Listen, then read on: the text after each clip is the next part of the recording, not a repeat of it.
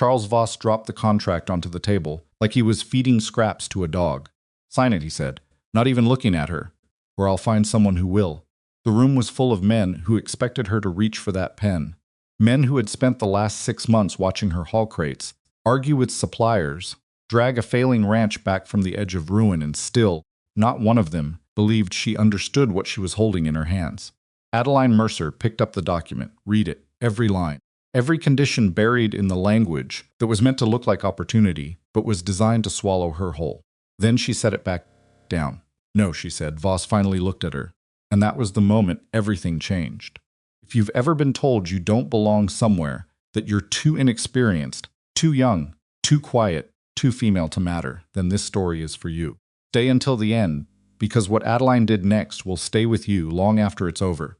If this kind of story speaks to you, please subscribe to the channel and hit the like button. Leave a comment telling me what city or country you're watching from. I want to see how far this story travels. Now let's begin. She arrived on a Tuesday in late October, which was the worst possible time to arrive anywhere in Wyoming if you had no idea what Wyoming winters intended to do to you. The stage dropped her at the edge of Harlow Creek without ceremony. The driver handed down her bag, one bag, worn leather, the strap repaired twice with mismatched thread, and then the stage continued on as if she was simply one more piece of freight that had reached its destination. She stood in the road with the bag at her feet and $40 folded inside her coat pocket and a marriage contract signed by a man she had never seen in her life. The wind came off the hills and hit her before she had taken 3 steps. Adeline had grown up in Ohio. She understood cold. Ohio winters were nothing to dismiss, but this was a different kind of cold, not just temperature, but weight, like the air itself was testing whether she belonged here. She pulled her coat tighter and looked down the main street of Harlow Creek, which was not much of a street and even less of a town. A general store, a post office that shared space with a barber, a saloon with a broken shutter banging against the front wall. Maybe 40 buildings total, most of them practical and none of them pretty. Several people stopped what they were doing to watch at her. She recognized the look. She had been receiving it her entire life. The particular expression people wore when they saw a woman carrying one bag into a difficult situation and decided she wouldn't last. Picked up her bag and walked toward the general store to ask for directions. The man inside's heavyset, somewhere around 60, with flour dust on his apron, looked at her for a long moment before speaking. "You'd be the Cole bride," he said. It was not a question. "Adeline Mercer," she said. "I'm looking for the Cole Ranch. About 4 miles north." He paused. "You aware of the situation out there?" "I'm aware I have an agreement," she said. He studied her the way people study things they've already decided to write off. "Road's rough this time of year," he said finally. "You need a horse or a wagon. Hargrove's livery is the building with the red door." She thanked him and left. Behind her, she heard him call out to someone in the back room, but she didn't stop to listen. She had learned a long time ago that other people's opinions about what she couldn't do were only useful if she let them be. The wagon she hired cost her $6, which was more than she wanted to spend, but less than walking 4 miles in those boots on that road. The man at the livery, younger than the storekeeper, not much older than 30, with a scar across his jaw, he'd clearly had long enough to stop noticing, threw in a wool blanket without comment, and told her the road would fork twice. Both times she should stay left. "What's to the right?" she asked. "Shorter," he said, "but the second fork goes along the ridge, and this wind will push you off it." She stayed left both times. The Cole Ranch came into view exactly when she was beginning to wonder if she'd taken a wrong turn. Stopped the wagon on the rise above it, and looked down, and for a moment she didn't move. She had told herself not to expect much. The letter from the Territorial Placement Service had been honest, at least by the standards of letters designed to persuade. Ranch requires management. Owner experienced but overwhelmed. Seeking capable partner, practical-minded, willing to build toward long-term stability. She had read between those lines. She understood what overwhelmed meant in that context. She understood what willing to build toward meant. She had not understood it quite like this. The main house was standing, but one section of roof had been patched with boards that didn't match, and the patch didn't look recent. The fence that should have bordered the near field was down in 3 places she could count from here. Cattle in the far pasture were thin, not starving, but close enough that you could see the effort in how they moved. There was a barn that had been repaired recently. At least she could see newer wood along the side, and a bunkhouse beyond it with smoke coming from the chimney, which told her at least some workers remained. but the overall picture was of something that had been fighting to survive for a long time and was starting to lose that fight. She exhaled slowly. Then she picked up the reins and guided the wagon down. The man who came out of the barn when he heard the wagon was not what she expected, though she could not have said exactly what she had expected. Ethan Cole was in his mid-30s, tall enough that he had to duck slightly coming through the barn door, with the kind of build that came from years of physical work rather than intention. He wore a coat that had seen better seasons and boots that were functional rather than cared for. His face was one of those faces that had lines in it not from age but from worry, the kind of lines that came from carrying something too heavy for too long. Stopped when he saw her. She stopped the wagon. For a moment neither of them spoke, and the wind filled the silence with something that was almost uncomfortable. "Miss Mercer," he said. His voice was level. Not warm, not cold. "Careful, Mr. Cole." He came forward and offered to take her bag. She handed it down and climbed off the wagon herself before he could offer to help with that too. Stood in the yard and looked at the house and then at him. "I saw the fences on the way in," she said. "How long have they been down?" He blinked. Whatever he'd expected from this first conversation, it apparently wasn't that. "Since late summer. One of the hands left and I haven't had time. We'll need to get those up before the ground freezes," she said. "Once the ground freezes, you lose cattle if they wander." He looked at her steadily. "I know that," he said. "I know you know," she said. "I'm just saying it won't wait." Quiet for a moment. Then, "You want to come inside?" It was not quite a question, but it wasn't quite a statement either. She followed him in. The inside of the house told her more than the outside had. The kitchen was functional but barely one pot, a pan that had been repaired with a metal patch along the handle, a wood stove that worked but was poorly sealed along the left side. She could tell by the faint smell of smoke that didn't quite belong to the fire currently burning. The table was scarred from years of use. 2 chairs. A shelf with mismatched supplies that someone had organized carefully but hadn't been restocked in too long. The main room had a desk covered in papers, ledgers mostly. She could see that much from where she stood. "I'll get you coffee," Ethan said. "I'll make it," she said. "Show me where things are." He showed her. She noticed he watched her hands while she worked, not with suspicion exactly, but with the particular attention of someone trying to figure out who they were dealing with. She didn't mind. She was doing the same thing. They sat at the table with the coffee, and for a while the only sounds were the wind outside and the faint creak of the house settling. "Contract said you have workers," she said. 4, he said. "Had 7 in the spring. 3 left when I couldn't make full wages. 4 who stayed," he stopped. "How far behind?" He looked at his coffee. 2 months. On the full amount. "I've been paying them partial." "How partial?" "Enough to keep them from leaving." "Not enough to be right about it." She nodded. That told her several things at once. That he knew it wasn't right. That he was trying. That the situation was worse than partial wages suggested, because men who could leave had left, and the ones who stayed were staying for reasons that went beyond money. "Tell me about the ranch," she said. "Not the problems. The land. What it was when your family built it." He looked up. Something shifted in his expression, not quite surprise, but close. "It was good land," he said, after a moment quietly. "Still is." "Then tell me about that." He talked for almost an hour. She listened to everything. She had been managing households since she was 16. That was when her mother got sick the first time, not the last time. The first and her father's response to crisis was to work longer hours and hope things resolved themselves, which was a reasonable hope in some situations and completely useless in others. Adeline had learned to be useful in the situations where hope wasn't enough.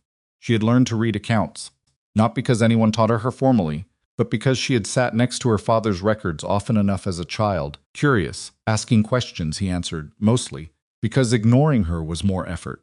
She had learned that money going out in too many small amounts that seemed individually harmless was more dangerous than one obvious large problem, because the small amounts hid from you.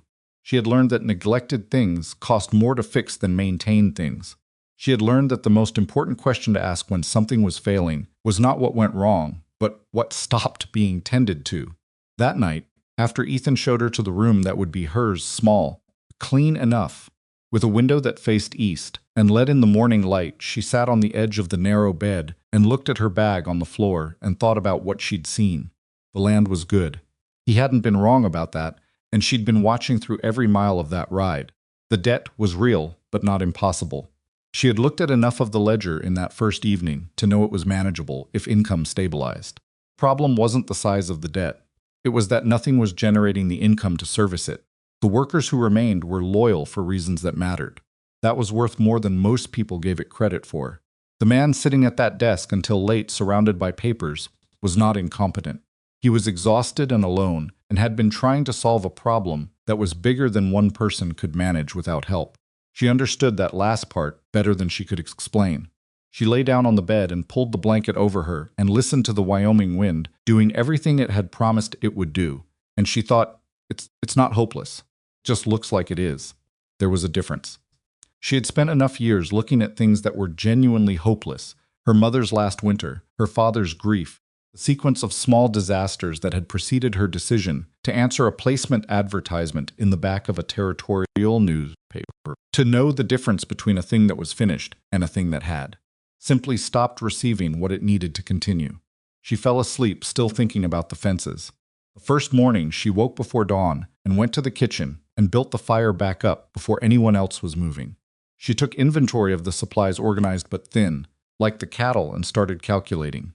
4 workers came in for breakfast, expecting the usual, which turned out to be coffee, bread if there was enough, and whatever was left from the previous night's meal. She had been doing her own calculations since sunrise. She made something different, not elaborate. She didn't have the supplies for elaborate, but she stretched what was there into a proper hot meal: eggs from the 6 hens she'd found in the small coop behind the house, salt pork from a supply she found in the back of the pantry that someone had apparently forgotten, bread she mixed and cooked fast in the oven, beans that had been soaking since she'd started the fire. When the 4 men came in and sat down and she put food in front of them, they went very quiet, not an uncomfortable quiet, a different kind.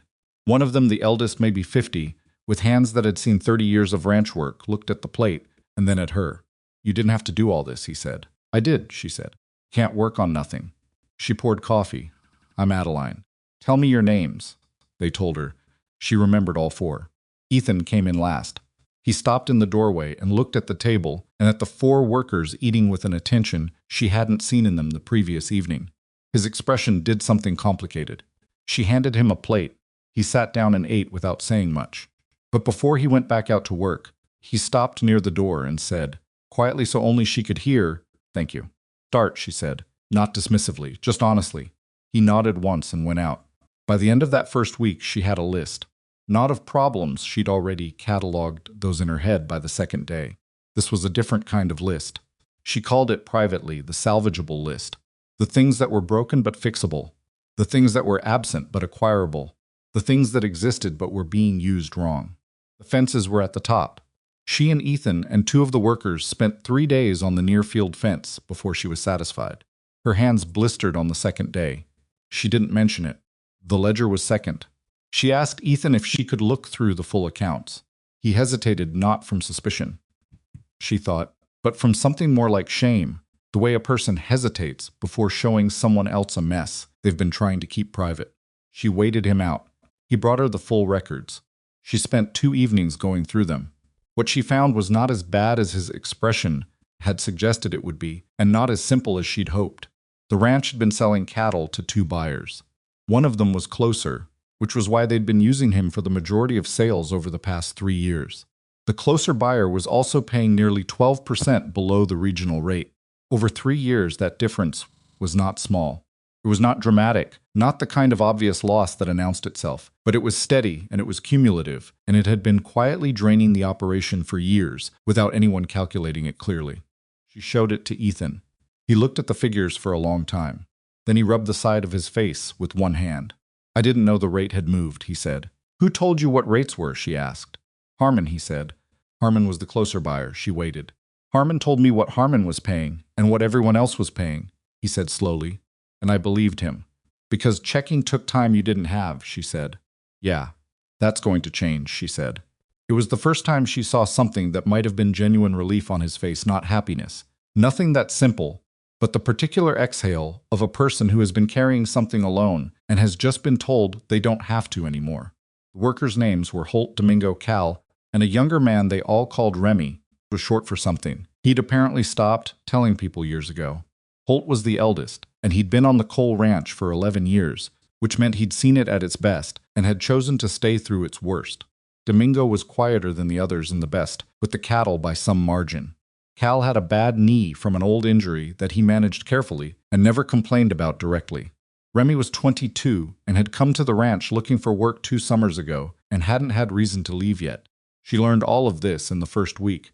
Not through formal conversation, she didn't sit them down and ask questions, but by being present. By being in the barn and the yard and the field and the kitchen. By listening to the way they talked around things and what they said when they thought she wasn't attending to it. By the end of the second week, she knew that Holt had stayed because he'd given his word to Ethan's father and considered that promise still standing. That Domingo sent money home to his sister in New Mexico when there was money to send, which lately there had not been. That Cal's knee was worse in cold weather, and he'd been favoring it more since the temperature dropped, which was something she needed to account for when planning work. That Remy stayed because he didn't know where else to go yet, but he was the hardest worker of the 4 in the particular way that young men are when they're trying to prove something they haven't figured out the name for yet. Knowing these things changed how she worked with them. It didn't require her to say so. It just required her to pay attention and act accordingly. It was Remy who came to her in the 3rd week with information that changed everything. He found her in the kitchen in the early morning, before the others were up, which told her this was deliberate. Stood in the doorway, looking uncertain, in the way young men look when they have something to say that they're not sure will be well received. "There's something you should probably know about," he said. She waited. "About 4 miles east, maybe 5, he said. "They're building rail, big operation. Hundreds of men." She had heard the distant sounds of it, actually, on days when the wind was from the east, something that could have been construction or could have been weather. "I knew there was a line coming through," she said. "It's not just coming through," he said. "It's here. Got a full camp. The supply wagons come in twice a week from the south." But he stopped. "But," she said. "The food's bad," he said. "I know one of the men out there. Ran into him at the livery last week. He said, the camp cook is worthless, and the food's bad enough that men have been complaining to the foreman about it for weeks." She stopped what she was doing and looked at him. He shifted his weight slightly. "I don't know if that's useful," he said. "I just thought—" "It's very useful," she said. "Thank you." He nodded and left. Stood in the kitchen, with the early light coming through the small window, and turned the information over. Hundreds of men, inadequate food supply. A foreman with a problem he hadn't solved. She was not an impulsive person. She had learned the hard way that acting on incomplete information cost more than it saved. But she was also not someone who waited for certainty before moving, because certainty was a luxury that frontier conditions rarely provided. You worked with what you had, and you moved when the moment appeared. She went to find Ethan. He was in the barn, which was where he went when he was thinking about something he hadn't resolved yet. She'd noticed that in the first week and filed it away without comment. She told him what Remy had told her. She watched his face while she talked. He listened with the focused attention he gave to things he was actually considering, rather than the more polite, distant attention he'd given her proposals in the early days, before he'd seen enough of how she worked to take her seriously. When she finished, he was quiet for a moment. "You're thinking about supplying food to the camp," he said. "I'm thinking about it. We don't have the capacity," he said. "Not for hundreds of men. We barely have—" "I know what we have," she said. "I've inventoried it 3 times. "Then you know it's not enough." "Not yet," she said. "But if I negotiate with Brennan—" Brennan was the dry goods supplier 2 towns over, the one who wasn't Harmon, the one she'd been slowly establishing a relationship with over the past 3 weeks. "I can get terms. We wouldn't need the full capital up front." Ethan looked at the barn floor. She could see him running calculations she couldn't see, which was fine. She had already run the one she could see. "It's a big risk," he said. "If we take on debt for supplies and the camp doesn't want what we're offering, then I go talk to the foreman first," she said, "before we buy anything. I find out if there's an actual need and what they'd pay for it. Information first." He looked at her. "You're going to ride out to a rail camp and negotiate with the foreman." "I am," she said. "Unless you'd like to come." He considered this. "I'll come," he said. The rail camp was larger than she'd expected, and louder in a way that had its own texture, the sound of iron on stone, the shouting of orders across distances, the particular rhythm of machinery and men working in coordination. It smelled of earth and metal and smoke, and the distinct smell of large numbers of men who had been working hard in cold weather for a long time. The foreman's name was Tate. He was a solid man in his 40s who had the expression of someone who had been dealing with logistical problems for weeks and was not enthusiastic about one more conversation that wouldn't solve anything. He looked at Adeline with the same expression the storekeeper had used when she first arrived in Harlow Creek. The expression of a man recalibrating expectations downward. She let him finish recalibrating. Then she put her proposal in front of him. Not an approximation of a proposal, not a vague offer to see what they could work out. An actual proposal, specific quantities, specific meals, specific delivery times, specific price per meal calculated to be lower than what the camp was currently spending per man per day on the inadequate food that was generating complaints. Tate looked at the figures. "You cooked for a camp this size before?" he said. "No," she said, "but I know the math." "Math doesn't cook food." "No," she said, "but it tells you whether the person offering to cook the food has thought it through or is guessing." She held his gaze. "I'm not guessing." He looked at Ethan. Ethan said nothing, which was the right thing. Tate looked back at her. "Week trial," he said. "If the food's what you say and the delivery's what you say, we talk longer arrangement." He shook his hand. The week that followed nearly broke her. Not in the way people expected when they used that phrase. Not emotionally. She didn't have time for emotional. She broke down logistically, practically, in the specific way of a person who has committed to doing something that is slightly larger than their current resources and is now scrambling to close the gap through will and calculation. She was up at 4 a.m. every day that week. She cooked. She organized. She directed the workers who had been reassigned to help her. She drove the wagon out to the camp twice a day. She kept track of everything with a meticulousness that left no room for error. Her hands stopped blistering because there was no room to notice blisters anymore. Ethan drove the wagon on the second day. She hadn't asked him to. He simply appeared at 4 a.m. and said he could handle the first delivery while she managed the cooking. And the arrangement made logistical sense, so she agreed to it. By the end of day 3, the camp workers were talking. By the end of day 5, Tate was at the ranch asking about longer terms. By the end of the week, Adeline had signed a 2-month supply agreement with the rail camp that would generate more income than the cattle operation had in the previous 6 months.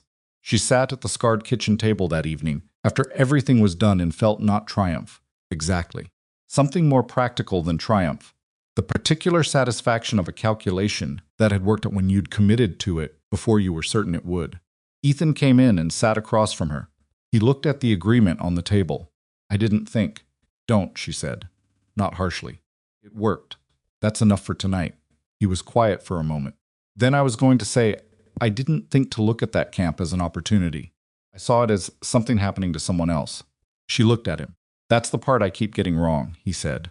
His voice was steady but quiet, in the way of someone saying something they've thought about enough, that it finally came out honest. "I see something that could help, and I think it's for someone else to use. Someone more ready than I am." She understood that completely. More than she was going to say right now. "You don't have to be the only one who sees things," she said. It's not supposed to work." He looked at her for a moment in a way she'd seen once or twice before, but hadn't quite known what to make of. Then he looked at the agreement. 2 months, he said. 2 months, she confirmed. "And then we negotiate from a stronger position." He almost smiled. It was the closest she'd seen. She thought, we might actually do this. Outside the window, the Wyoming wind was doing what Wyoming wind always did. But inside the kitchen, something small and real and enormously fragile had just been added to the world, and both of them knew it, and neither of them said so. That was how it started. Not perfectly. Not smoothly. Started.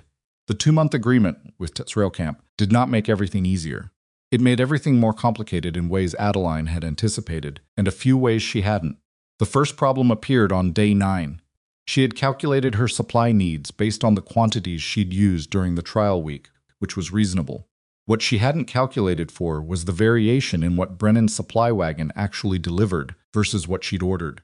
The first month's dry goods arrived short on flour and long on cornmeal, which was not catastrophic but required her to rebuild her meal rotation on the spot while the delivery wagon was still in the yard.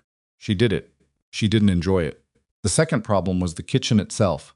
It had been built for a household of 5 or 6 people, not for a daily operation producing meals for 230 men. The wood stove handled the load barely, but the preparation space was wrong and the timing was wrong. and the first 3 days of the extended arrangement required her to run 2 separate cooking rotations with a crew of 3 herself. Cal, who she pulled from fence work because his knee was better used near a warm kitchen in cold weather, and a woman named Vera Hunsaker, who lived 2 miles up the road, and who Adeline had approached on day 4 of the trial week when she'd seen the scope of what she was dealing with.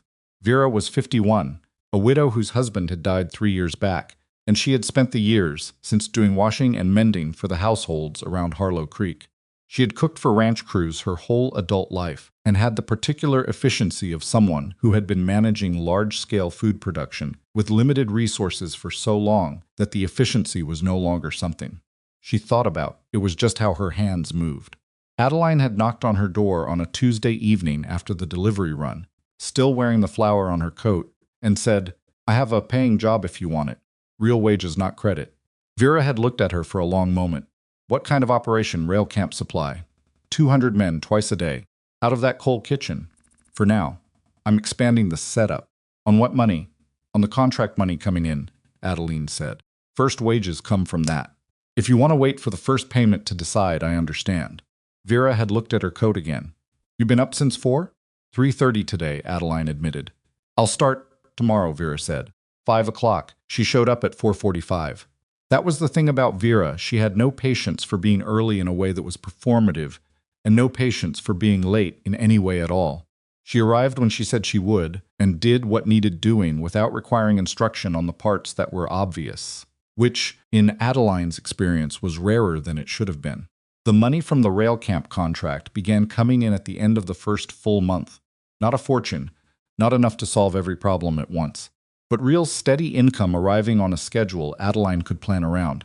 The first thing she did was pay the workers in full, not partial wages, full wages, plus a partial payment toward the 2 months they were owed from before she arrived. She brought the money to Ethan and told him what she intended to do with it. He looked at the figures for a moment. "We could put that toward the eastern pasture fence first," he said. "Get the cattle range extended before—" "No," she said. He looked up. "The fence matters," she said. "But those men have been waiting 2 months for wages they earned. That comes first." He was quiet for a moment in the particular way he was quiet when he was deciding whether to argue a point. She had learned to let that silence run its course. "You're right," he said. She paid the men that evening after supper. She did it plainly, without ceremony, handing each man his envelope and telling him the number inside. Holt took his without opening it, folded it twice, and put it in his coat pocket. Domingo opened his immediately, counted it, and then looked at her with an expression she couldn't quite name, not gratitude exactly. Something more complicated than that. Like a man who had stopped expecting fair treatment so long ago that receiving it felt unfamiliar. Cal said "Thank you, ma'am," in the tone of a man who meant it seriously. Remy looked at the envelope and then at her and said, "You didn't have to include the back amount." "I know," she said. "We weren't going to leave over it," he said. "I know that too," she said. "That's not why." He nodded slowly and didn't say anything else, which told her he understood. Ethan didn't talk much about his past. She'd noticed this in the first week and respected it. She had her own things she didn't talk about, and she understood the value of not being asked about them before you were ready. But pieces of it came through the way pieces of most things did, not in declarations, but in accumulated details that added up to something if you were paying attention. She knew his family had built the ranch. His father and an older brother, before the brother left for reasons that weren't specified, and his father got sick and died, owing debts that hadn't been fully settled. She knew he'd run the ranch alone for 4 years. She knew there had been someone, a woman, from Harlow Creek, whose name she'd heard mentioned once by Holt, and then not again, and that whatever that had been, it had ended badly enough that Ethan still carried the shape of it, even if he didn't show it directly. She knew he worked in the barn when something was bothering him. She knew he slept badly. She could hear him moving around the house in the middle of the night. Sometimes the floor settling under his weight, the particular quiet of a man awake when he didn't want to be. She knew he made decisions slowly, but that once he'd made them, he didn't reverse them without a real reason. She knew he had started trusting her. Not completely, she would have found complete trust too quick to be believable, but in the specific and practical way of a man who had watched someone operate for 6 weeks and updated his initial assessment based on what he'd seen. She wasn't sure what she knew about herself in relation to him. She hadn't come here looking for anything beyond the practical arrangement the contract described. She was not a romantic person by nature, or if she had been once. Experience had trimmed that back to something more functional. She paid attention to what was in front of her and dealt with it. That was how she'd survived. But she found herself noticing things she hadn't intended to notice. The way he talked about the land when she asked the right questions, the animation that came into his voice, the specific knowledge of a man who had grown up watching something and understood it in his body, not just his head. The fact that he'd started checking on her in the mornings before the workers arrived, not hovering, just making sure there was firewood by the stove and water already in the kitchen. The fact that he had twice now brought her coffee without being asked when she was deep in the accounts. She filed these things in the same place she filed everything else, the category of information to be assessed later, when there was time. There was not yet time. The problem with Harmon appeared in the 6th week. She had stopped selling cattle to Harmon in the 3rd week, once she'd confirmed the regional rate with 2 other buyers and established contact with a buyer 40 miles south, who paid fairly and had a reliable schedule. The transition had gone smoothly enough. Harmon hadn't been happy, but she hadn't expected him to be, and there was nothing he could do about it as a business matter. What she hadn't anticipated was that Harmon talked. Not loudly, not in the obvious way of a man making accusations. Harmon talked the way certain people do when they've been cut out of a profitable arrangement and want to create trouble, without appearing to create it careful words in the right ears. Questions that weren't quite questions, doubt applied carefully and deniably. She found out about it from Vera, who heard it from Vera's neighbor, who'd heard it from the woman at the post office, who'd heard it from Harmon himself at the general store. What Harmon was saying, specifically, was that the rail camp contract was built on borrowed money that the ranch couldn't sustain, that the operation was going to collapse before spring, and that when it did, the debt on the coal ranch would be called in and the property would go under. He was also more quietly suggesting that Adeline's accounting was not as reliable as people assumed. That last part was what made her put down her pen when Vera told her.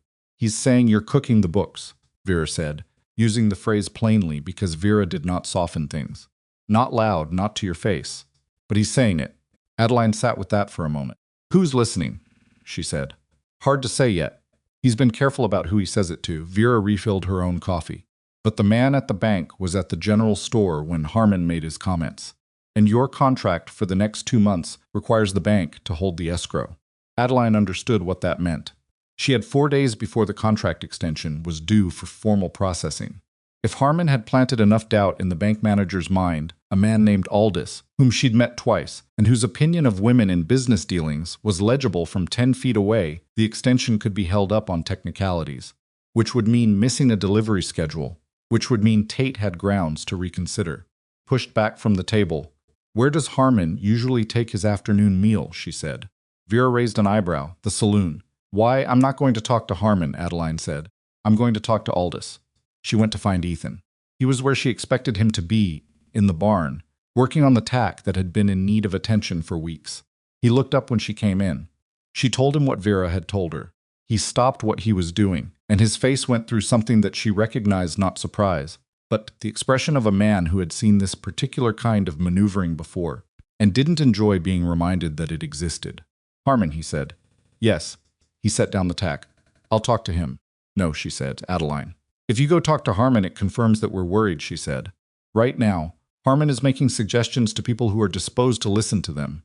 If we react to Harmon, we hand him leverage. What we need to do is go to the source of the actual problem." He looked at her. "Aldous. Tomorrow morning. With the accounts." "Aldous doesn't particularly." He stopped. "Respect women in business," she finished. "I know, that's why you're coming with me." He held her gaze. "I'm not asking you to speak for me," she said, before he could say something well-intentioned. "I'm asking you to be present. There's a difference. Aldous will look at you when I talk. That's fine. He'll hear me either way." A pause. "You've dealt with men like Aldous before."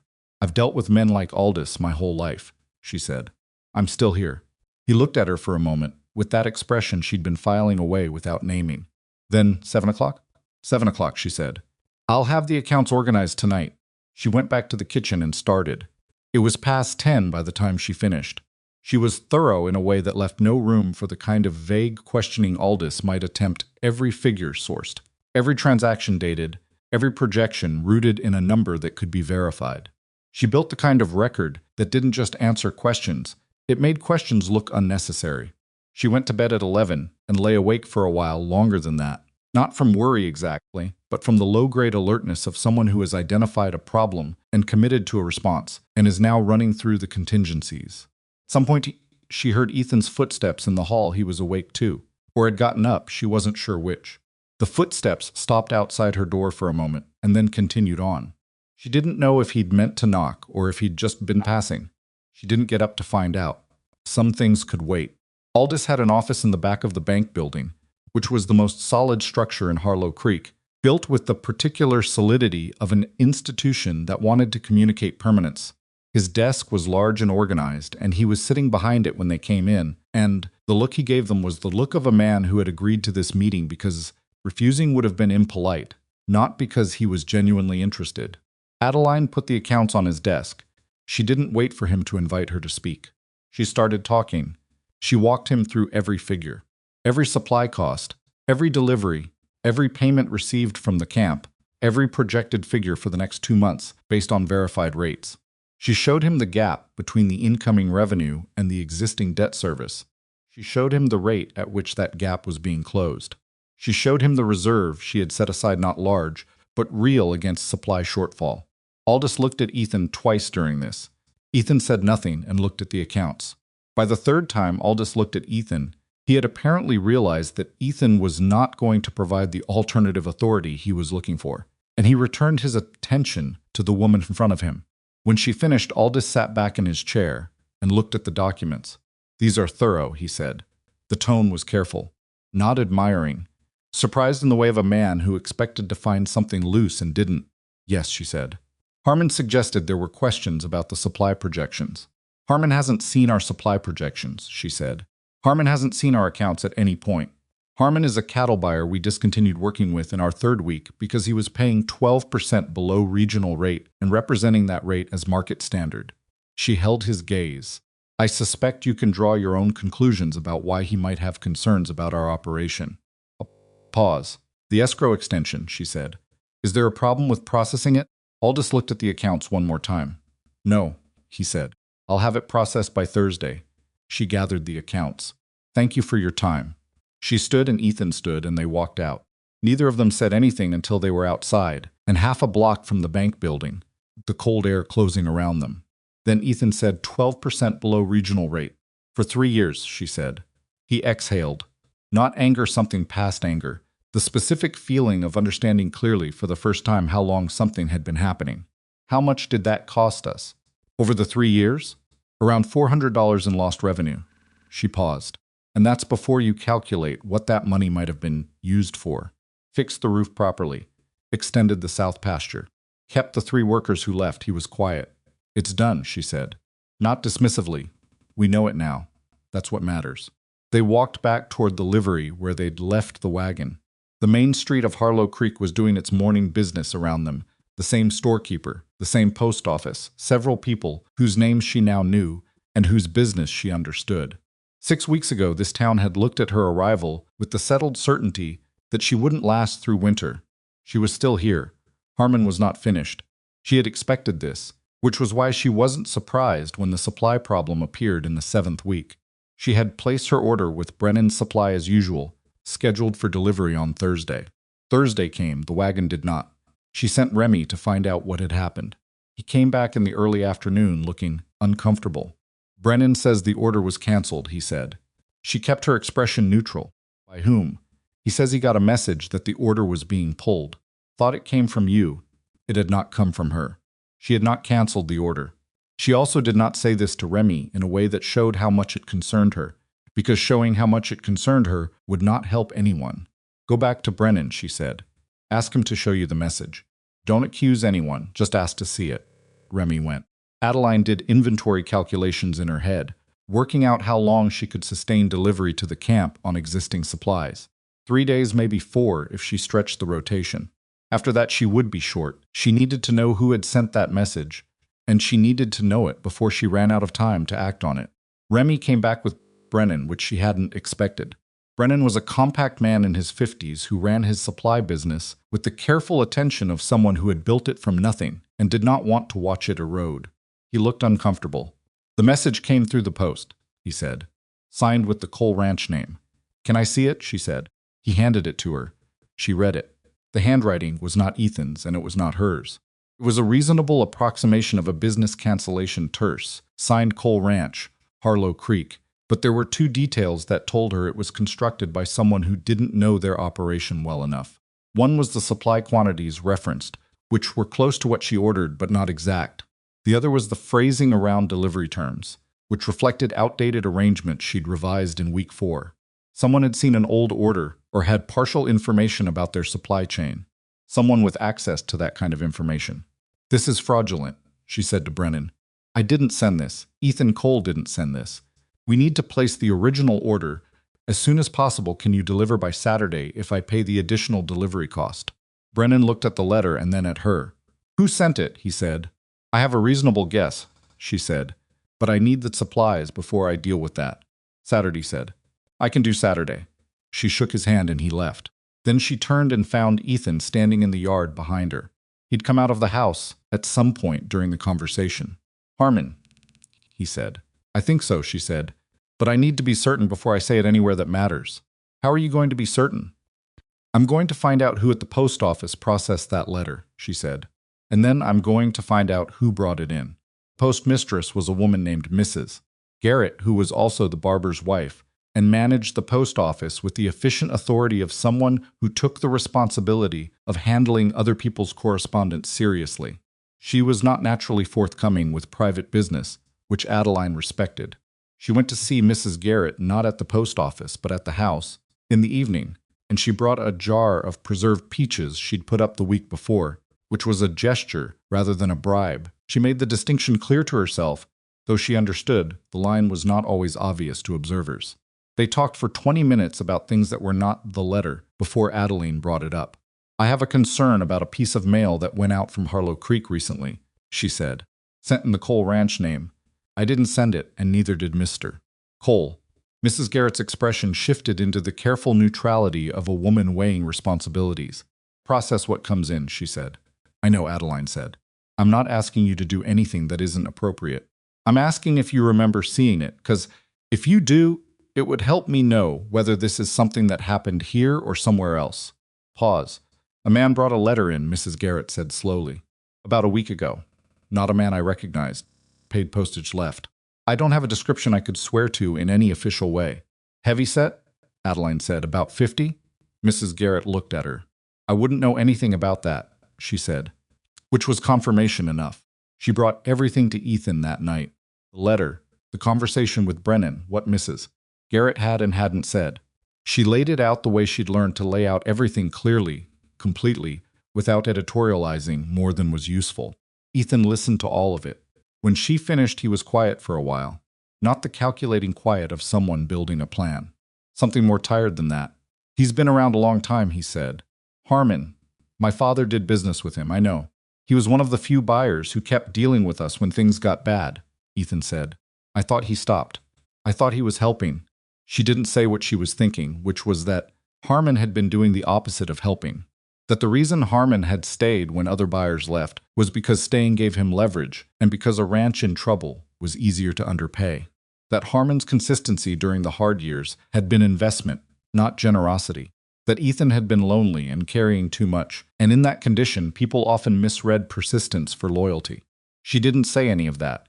"He saw what you were building and decided to damage it before it got too solid," she said.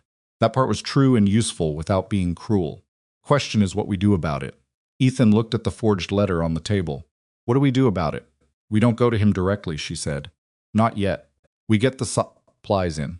We maintain the delivery schedule, and we document everything that's happened. Date, method, evidence. When we go to anyone official about this, we go with a complete record. And then we make sure the people in this town who matter Tate Aldous Brennan know exactly what Harmon did." She paused. "Not as a complaint, as information. There's a difference." He was looking at her with the expression she'd stopped trying to file away and started simply acknowledging to herself. The expression of a man who had been alone with an impossible set of problems and had found, against his own expectations, someone worth standing next to. "You're not afraid of any of it, are you?" he said. "It wasn't quite a question. I'm afraid of some of it," she said. "I just don't let it make my decisions." He nodded slowly. Outside, the wind had been building since mid-afternoon and was now moving through the valley in the particular way of Wyoming wind in late November, which was to say completely and without apology. She could hear it against the house walls, in the joints of the windows, in the way the fire inside the stove moved when the pressure changed. "Plies come Saturday," she said. "We'll need to adjust the camp delivery for Friday. I'll go out in the morning and talk to Tate directly. Explain there's been an administrative delay. Don't offer more than that. He'll accept it." "I think so," she said. "But I'm going to bring him an extra side dish as a gesture, which will help." Ethan looked at her. "An extra side dish. People respond to practical gestures," she said. "Always have." He did the thing that wasn't quite a smile, but was close to it. The expression had been appearing more often lately. She'd stopped making herself not notice it. "I'll get the wagon ready for morning," he said. "Thank you," she said. He left the kitchen. She sat at the table a little longer, with the forged letter in front of her, and thought about what Harmon was likely to do next. Because people like Harmon did not stop when one attempt failed. They recalibrated. She needed to be ahead of the recalibration. She was still thinking about it when she put out the kitchen lamp and went to bed. She was still thinking about it, somewhat, even when she finally slept the way you keep turning something over when the stakes are high enough that your brain treats sleep as optional. That was the thing about building something real. It required that kind of attention. Not worry was useless. She'd learned that early. But attention, the constant, careful, sometimes exhausting attention of someone who understood that the thing they were building was worth the cost. The ranch was not fixed yet. Not close to fixed, actually, in the larger accounting. But it was moving. It was generating real income and paying its workers and extending its reach and beginning to look to anyone watching carefully like something that intended to survive. That was enough to fight for. It always had been.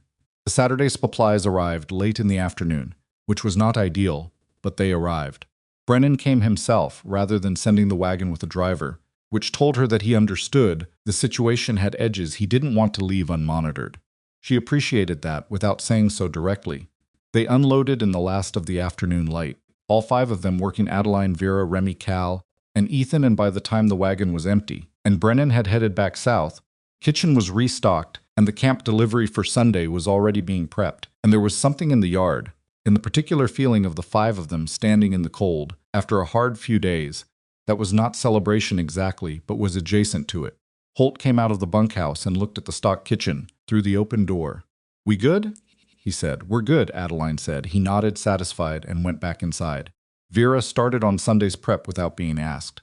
Cal and Remy drifted toward the bunkhouse, their day done. That left Adeline and Ethan standing in the yard in the dark, and the cold, the lit kitchen window behind them. The vast Wyoming, nothing spread out beyond the fence line. "I owe Remy an apology," Ethan said, after a while. She looked at him. "When I couldn't pay full wages," he said. He never said anything about it. "But I knew it wasn't right, and I kept thinking I'd fix it later. Kept putting the apology off, because I was embarrassed." He paused. "You paid the back wages." "I should have said something." "Still say something," she said. "Yeah," he said. "I know, the wind was not as bad tonight as it had been the past several days. Still present, still Wyoming, but bearable in a way that almost felt like consideration." She went inside. He stayed a moment longer, then followed. The record she'd been building, every transaction, every attempted interference, every verified figure, were growing thicker in the folder on the corner of the desk. She would need them soon. She didn't know exactly when, but she could feel Harmon's next move somewhere in the near distance, the way you could feel a weather system before it arrived, by the particular quality of the air. She was not going to wait for him to move first. That was not how she operated. She just needed to be patient enough to let him reveal his angle completely before she closed it off. She sat at the desk and opened the records. She had work to do. The patience she'd been practicing ran out on a Monday. Not because she lost her temper. Adeline had a long fuse in the way that people do when they've learned early that losing their temper was a luxury that cost more than it was worth. It ran out because Harmon finally made his next move, and it was bigger and more coordinated than she'd expected, and it hit on a morning when she was already running on 4 hours of sleep and a supply rotation that had been stress testing her arithmetic for 2 weeks straight. Found out about it the way she found out about most things, not directly, not from the source, but from the accumulated information of people who trusted her enough to bring her things they'd seen and heard. Remy came in from the morning ride at 7:30 with the specific expression of someone carrying news they didn't want to deliver. Tate sent a man, he said. She was at the stove. She didn't turn around immediately. When early, before 6, he left a letter with Holt at the gate. She turned around then. Remy was holding an envelope that had already been opened, because Holt had opened it before passing it along, which was unusual enough that it told her something significant was inside. Took it, read it standing at the stove with the morning fire still building behind her. The letter was from Tate's camp foreman, not Tate himself, which was the first thing she noted. The second thing she noted was the language formal in a way that camp correspondence never was, like someone had helped write it. The substance was this. The rail camp had received a complaint from a regional supply authority, a body she had never heard of, which immediately raised questions alleging that the Coal Ranch food operation was in violation of certain unspecified supply standards. Pending investigation, the camp was putting the contract on hold. She read it twice. Then she set it on the table and looked at it for a moment, with the flat attention of a person who is deciding how angry to allow themselves to be. Vera came in from the backyard, took one look at Adeline's face, and poured 2 cups of coffee without being asked. She set one in front of Adeline and held her own and waited. Harmon found a business partner, Adeline said. Who? I don't know yet. She picked up the letter again. Regional Supply Authority. She said the phrase the way you say something that doesn't add up. There's no such body that has jurisdiction over a private food supply arrangement between a ranch and a rail camp. This isn't a municipal contract. There's no licensing requirement. Whoever told Tate's people otherwise was either mistaken or lying. Which one? Vera said lying, Adeline said. The language is too precise to be a mistake. Someone knew exactly what wording would sound official enough to make Tate nervous without being specific enough to verify quickly. Vera drank her coffee. So what do? I go see Tate, she said. Today, she told Ethan at breakfast.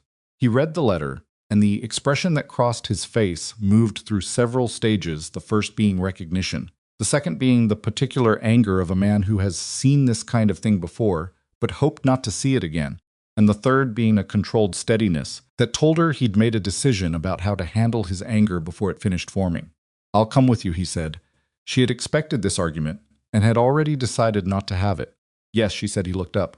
We go together, she said. This isn't a business call anymore.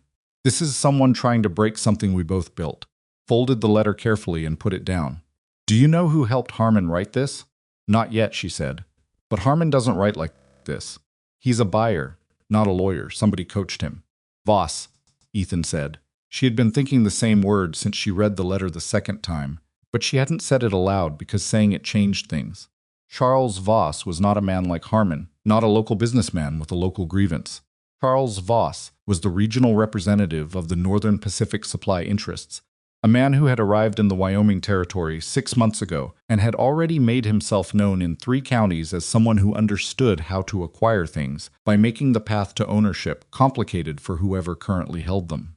She'd heard his name first from Brennan, who had mentioned him the way you mention a storm system that hasn't arrived yet, but that the barometer is already reading. She had been watching for him ever since. If it's Voss, she said, then this isn't Harmon's operation. Harmon is being used. Voss wants the camp contract for his own supply chain. Can't take a private contract, Ethan said. Can't take it directly, she said. But if he can make us default on delivery, create enough uncertainty that Tate drops us and goes looking for a more stable supplier, then Voss walks in with a ready proposal. Ethan was quiet. That's a long game for a cattle buyer's grudge. Harmon gave him the opening. Adeline said, Voss is the one who saw what to do with it. She stood up and took her coat from the hook. How long do we have? Ethan said. If Tate is serious about the hold, we have maybe 4 days before we miss a scheduled delivery, and he has grounds to formally terminate. She buttoned her coat. We go today. The rail camp in late November was different from the camp she'd first visited in October. The urgency of the construction had shifted colder. Weather slowed the outdoor work and changed the rhythm of the site from constant motion to something more deliberate and watchful. Men moved between structures with the purposeful economy of people managing cold as a variable in their work rather than ignoring it. Tate was in the operations building, which was the only heated structure on the site, besides the sleeping quarters. He was looking at survey documents when they came in, and he had the expression of a man who had been expecting this visit, but wasn't sure it would improve his day. Mrs. Cole, he said. She let the name go, They'd been using it at the camp since the third week of the arrangement, and she had more important things to correct today. Mr. Tate, she said, I received your letter. My foreman's letter, he said. I want to be clear that I authorized it, she said pleasantly. Yes, I understand that. He set down his pen. There was a complaint filed. By whom, she said. A representative of the Western Regional Supply Standards Office. She had done a significant amount of thinking during the ride out and had made herself several commitments about how this conversation would proceed. She had committed to being precise. She had committed to being calm. She had committed not to accuse anyone of anything without evidence she had in hand. And she had committed to not leaving this building until the contract status was resolved in one direction or the other, because uncertainty was the weapon being used against her, and the only way to defeat it was to force a decision.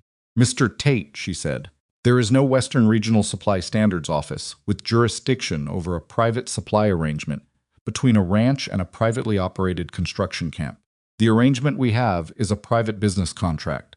It is not a municipal contract. It is not a government contract.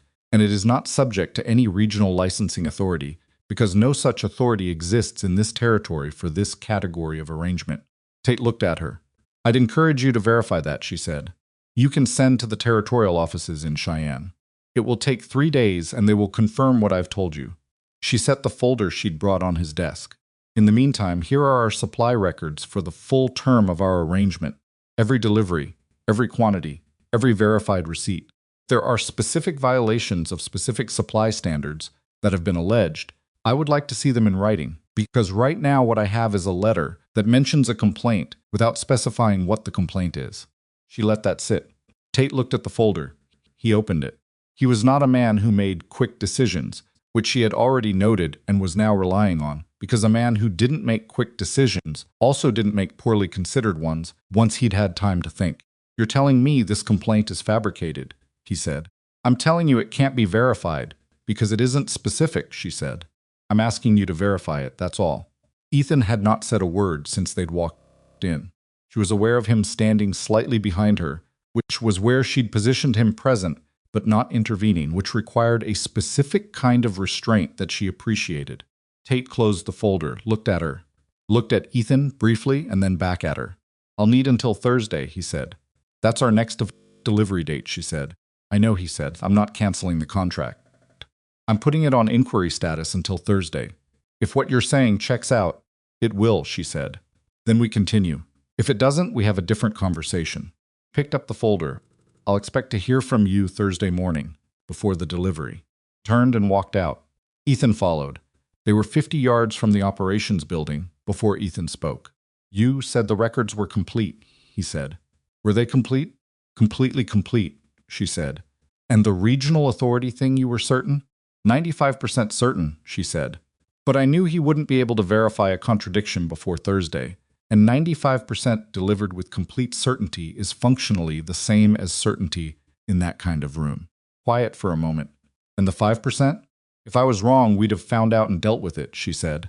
But I wasn't wrong. She climbed onto the wagon. He stood a moment longer by the wheel, looking at her with the expression she had, by now, stopped pretending she didn't recognize. Where did you learn to do that, he said. Do what? Walk into a room where the other person has all the apparent authority and come out with what you needed. She picked up the reins. Same place I learned everything else, she said. By needing to and not having any other option. He got up on the wagon and they drove back toward the ranch. And the cold came at them from the north the whole way. And neither of them said much. And that was all right. Tuesday was when Charles Voss arrived at the Cole Ranch. She had been expecting contact, had been expecting it since Monday, when she named him out loud to Ethan, because naming things correctly had a way of accelerating their arrival. What she had not expected was that he would come to the ranch himself, which showed either confidence or calculation, and in her experience it was usually both. He arrived at midday in a hired wagon driven by someone who wasn't introduced. Voss himself was in his early 50s, well-dressed in the way of men who operated in frontier territories, but wanted you to know they had access to better places than this. He wore a coat that was too fine for the weather, and boots that had been expensive recently enough that the mud of the ranch yard looked wrong on them. He was not unpleasant looking. He had the kind of face that was arranged pleasantly by default, which she had learned was not the same thing as pleasantness. Adeline met him in the yard. Mrs. Cole, he said. He had a practiced warmth to his voice, the kind that came from years of applying it as a tool. "Mr. Voss," she said, "I don't believe we've been introduced." He smiled. "Your reputation precedes you, does it?" she said. Not a question. He looked around the yard with the assessing eye of a man valuing property. "Fine operation you're building here. Impressive, given where you started. What can I do for you?" she said. He reached into his coat and produced an envelope. "I have a proposal I'd like you to consider. I think you'll find it generous." The envelope. "Come inside," she said. "I'll get coffee." This was a calculation on her part.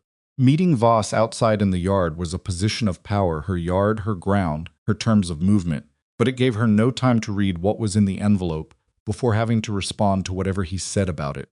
Inside gave her a table and a few minutes to look at the document while he settled, and those few minutes were worth the concession of hospitality.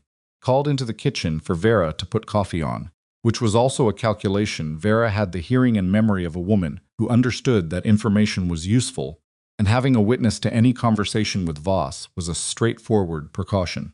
They sat at the main room table. She opened the envelope and read, while he looked around the room with the practiced patience of a man accustomed to waiting for people to finish reading things he'd put in front of them.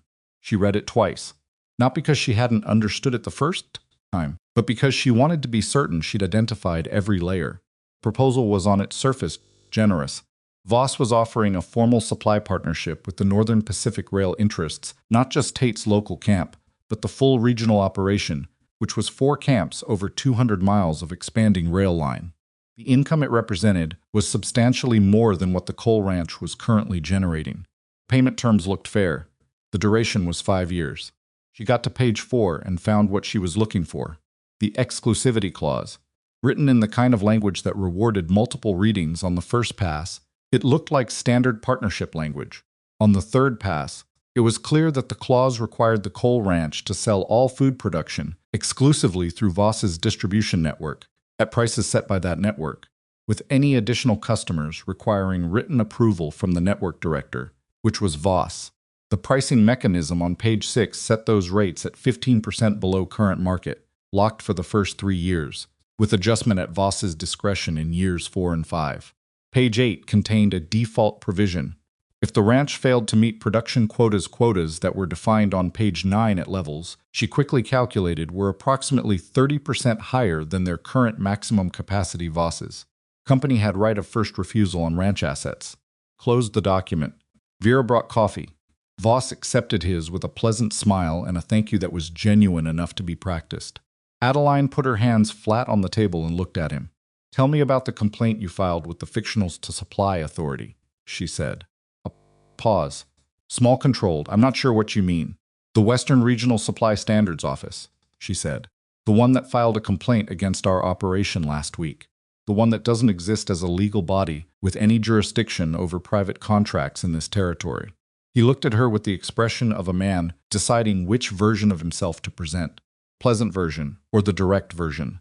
"I think there may have been a miscommunication." "There wasn't," she said. "You used Harmon's access to our operation, the supply timeline, our buyer relationships to construct a complaint that sounded official enough to make our primary client nervous. The goal was to destabilize us enough that we'd be vulnerable to this." She put her hand on the document. "I want to be clear that I understand what this proposal actually is, so that we're having the right conversation." Voss looked at her for a long moment. Then he sat back slightly, and the pleasant version of his face gave way to something more direct, which she found she preferred. At least the direct version was honest about what it was. "Capable woman," he said. "I mean that. What you've done here in 2 months is genuinely impressive." "Thank you," she said, in the tone of someone receiving a statement that doesn't require gratitude. "But you're operating on thin margins in a territory that's about to get considerably more competitive," he said. "The rail expansion is bringing a dozen operators into this region over the next 2 years. Most of them are better capitalized than you are. Most of them have relationships I have." He gestured at the document. "I'm offering you protection, not a trap." "You're offering me a cage with good lighting," she said. "The exclusivity clause means every dollar I earn goes through your pricing. Quota requirements mean I'm always 1 bad season away from default. And the default provision means if I miss quota, you get first access to this property." He said nothing. "The rail camp complaint," she said, "was to show me what the alternative looks like. competitor with your connections and your willingness to use them can make operating independently very difficult. I understand the message. She looked at him steadily. I'm not signing this. You're making a mistake, he said. Calm, not threatening in tone, which was worse. Somehow the calm of a man who believed the outcome was already decided. Maybe, she said, but it's mine to make. He picked up his hat from the table.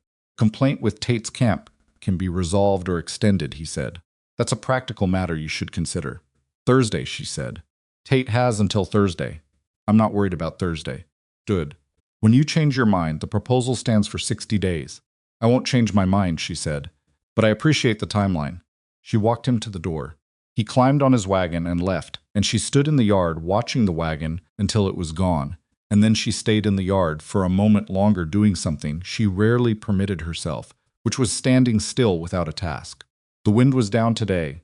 The sky had the flat white look of incoming snow, maybe tonight, maybe tomorrow. A hawk was working the ridge above the south pasture in slow circles that required almost no movement from its wings. She breathed in once slowly and went back inside. He came here himself, Ethan said that evening. He was looking at the proposal document, working through it the same way she had page by page, slowly. That tells you something. He's confident, she said. He's also in a hurry. The rail expansion timeline means he needs supply chains established before spring, or he loses the window. He needs us specifically, Ethan said. He needs the local capacity, she said. We're the only operation in this range that's producing at the volume he needs and has the relationships already in place. Starting from scratch would cost him 3 months he doesn't have. She sat down across from him. That's our leverage. He looked up from the document. Thinks he's stronger than us, she said. He's probably right about the resources. But we know this territory and these people, and he doesn't. And he's in a hurry, which means his options are narrower than he's showing. Ethan was quiet for a moment. What about Tate? Tate is going to confirm Thursday that the complaint has no basis, she said. I'm 95% confident of that. You keep saying 95%. Because I'm never 100% confident about anything, she said. People who are 100% confident make bad decisions. He looked at her for a moment with something that might have been the beginning of affection, if either of them had been ready to name it. He looked back at the document. Page 4, she said. Exclusivity clause. Read it 3 times. He found it. Read it. Read it again. The 3rd time through, she watched his expression change as the full meaning of it resolved. That's not a partnership, he said. No, she said. It's not. The snow came that night, which was not a surprise, but was still the kind of thing that changed the weight of everything. Wyoming snow in late November was not gentle. It arrived with the full intention of staying, and by morning there were 8 inches on the ground, and the temperature had dropped to the kind of number that made every outdoor task take twice as long and cost twice as much effort. The Thursday delivery to Tate's camp was going to be harder than usual. She was at the stove at 3:45. Vera arrived at 4:20 later than usual because the road from her house was slower in the snow. Cal's knee was going to be a problem today. She'd heard him moving differently last night when the temperature dropped. Domingo and Remy handled the wagon preparation, which, in this weather, meant an extra hour of work before anything could be loaded. Ethan came into the kitchen at 4:30 and without a word began helping with the prep work. He'd learned, over the past weeks, which tasks he could perform in the kitchen without being in the way, not because she'd told him, but because he'd been paying attention. She noticed this and did not say so. At 6:30, with the wagon loaded and the team hitched, Remy came in and said there was a man at the gate. What man? Adeline said. Don't know him, Remy said. He's got a letter. She went out. The man at the gate was young, early 20s, dressed for the weather, holding an envelope with both hands because of the cold. He was not one of Voss's people. She could tell that immediately from the quality of his coat and the discomfort on his face, which was genuine rather than performed. From Mr. Tate, he said, holding out the envelope. Took it, opened it there in the snow. The complaint had been investigated and found to have no jurisdictional basis. Contract was reinstated without condition. Deliveries should proceed on schedule. At the bottom, in Tate's own hand rather than the foreman's, my apologies for the disruption. See you Thursday. She folded the letter and put it in her coat pocket. Thank you, she said to the young man. Do you want coffee before you ride back? He looked genuinely grateful. Yes, ma'am. But please. She brought him in. Vera gave him coffee and a plate of food. He ate fast and left, and then the wagon went out with Ethan driving and Remy on the bench beside him, and Adeline stood in the yard and watched it go. The snow was still coming down, lighter now, but steady. The ranch around her was white and quiet, in the particular way of a winter morning, when the world hadn't quite started yet. Contract was safe for now, but Voss was not going to accept this quietly. She had refused his proposal to his face and invalidated his play with Tate in the same week. He was a man who operated on leverage, and she had just demonstrated that she understood his leverage well enough to counter it. That would make him either reconsider or escalate, and in her reading of him, he was not a man who reconsidered easily. She needed to get ahead of the escalation before it arrived. She went inside and sat at the desk and began writing. She wrote to Brennan first a careful, detailed letter outlining what had happened with the forged cancellation, with the fabricated complaint, with Voss's proposal and its terms. She wrote it as information, not as a complaint. She included specific details she wanted Brennan to have in his possession, because Brennan was a pragmatic man who understood that being informed was useful for his own protection. She wrote to the Territorial Land Office next. She had been thinking about this for 2 weeks and had kept herself because she wasn't sure of the grounds. She was now more sure. She requested a formal clarification of the licensing and regulatory framework, or lack thereof, for private supply contracts in the territory, and she requested it in writing. Having that clarification on official paper would close the door on Voss's fabricated authority, gambit permanently. Then she wrote the hardest letter, the one she'd been building toward. She wrote to 5 ranchers in the surrounding area, people she'd been introduced to in the past 2 months through various connections, people who were not in the same business as the coal ranch, but who operated in the same territory and dealt with the same buyers and the same supply chains. She wrote them plainly, without drama, about Voss and what he was doing. Told them that she suspected his targets were not limited to her operation. She told them she was not asking for help. She was offering information that might be useful to them. 2 of those 5 ranchers, she knew, had already received visits from Voss. She didn't know what he'd offered them. She needed to know.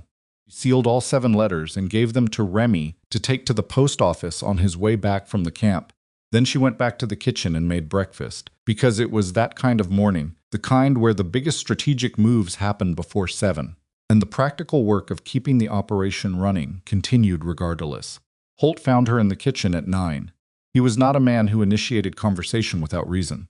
In the 2 months she'd been at the ranch, he had spoken to her directly, and without prompting exactly 6 times, and each time it had been about something that mattered. She took her pan off the heat and gave him her full attention. "Someone was at the south fence last night," he said. "Remy spotted the tracks this morning. Came along the ridge from the east, stayed outside the fence line, moved parallel to the cattle pasture for about 200 yards. She was very still. 'Cattle?' 'All there,' he said. Counted them twice. But he paused in the way Holt paused when he was deciding how much to say. 'Cut on the fence post.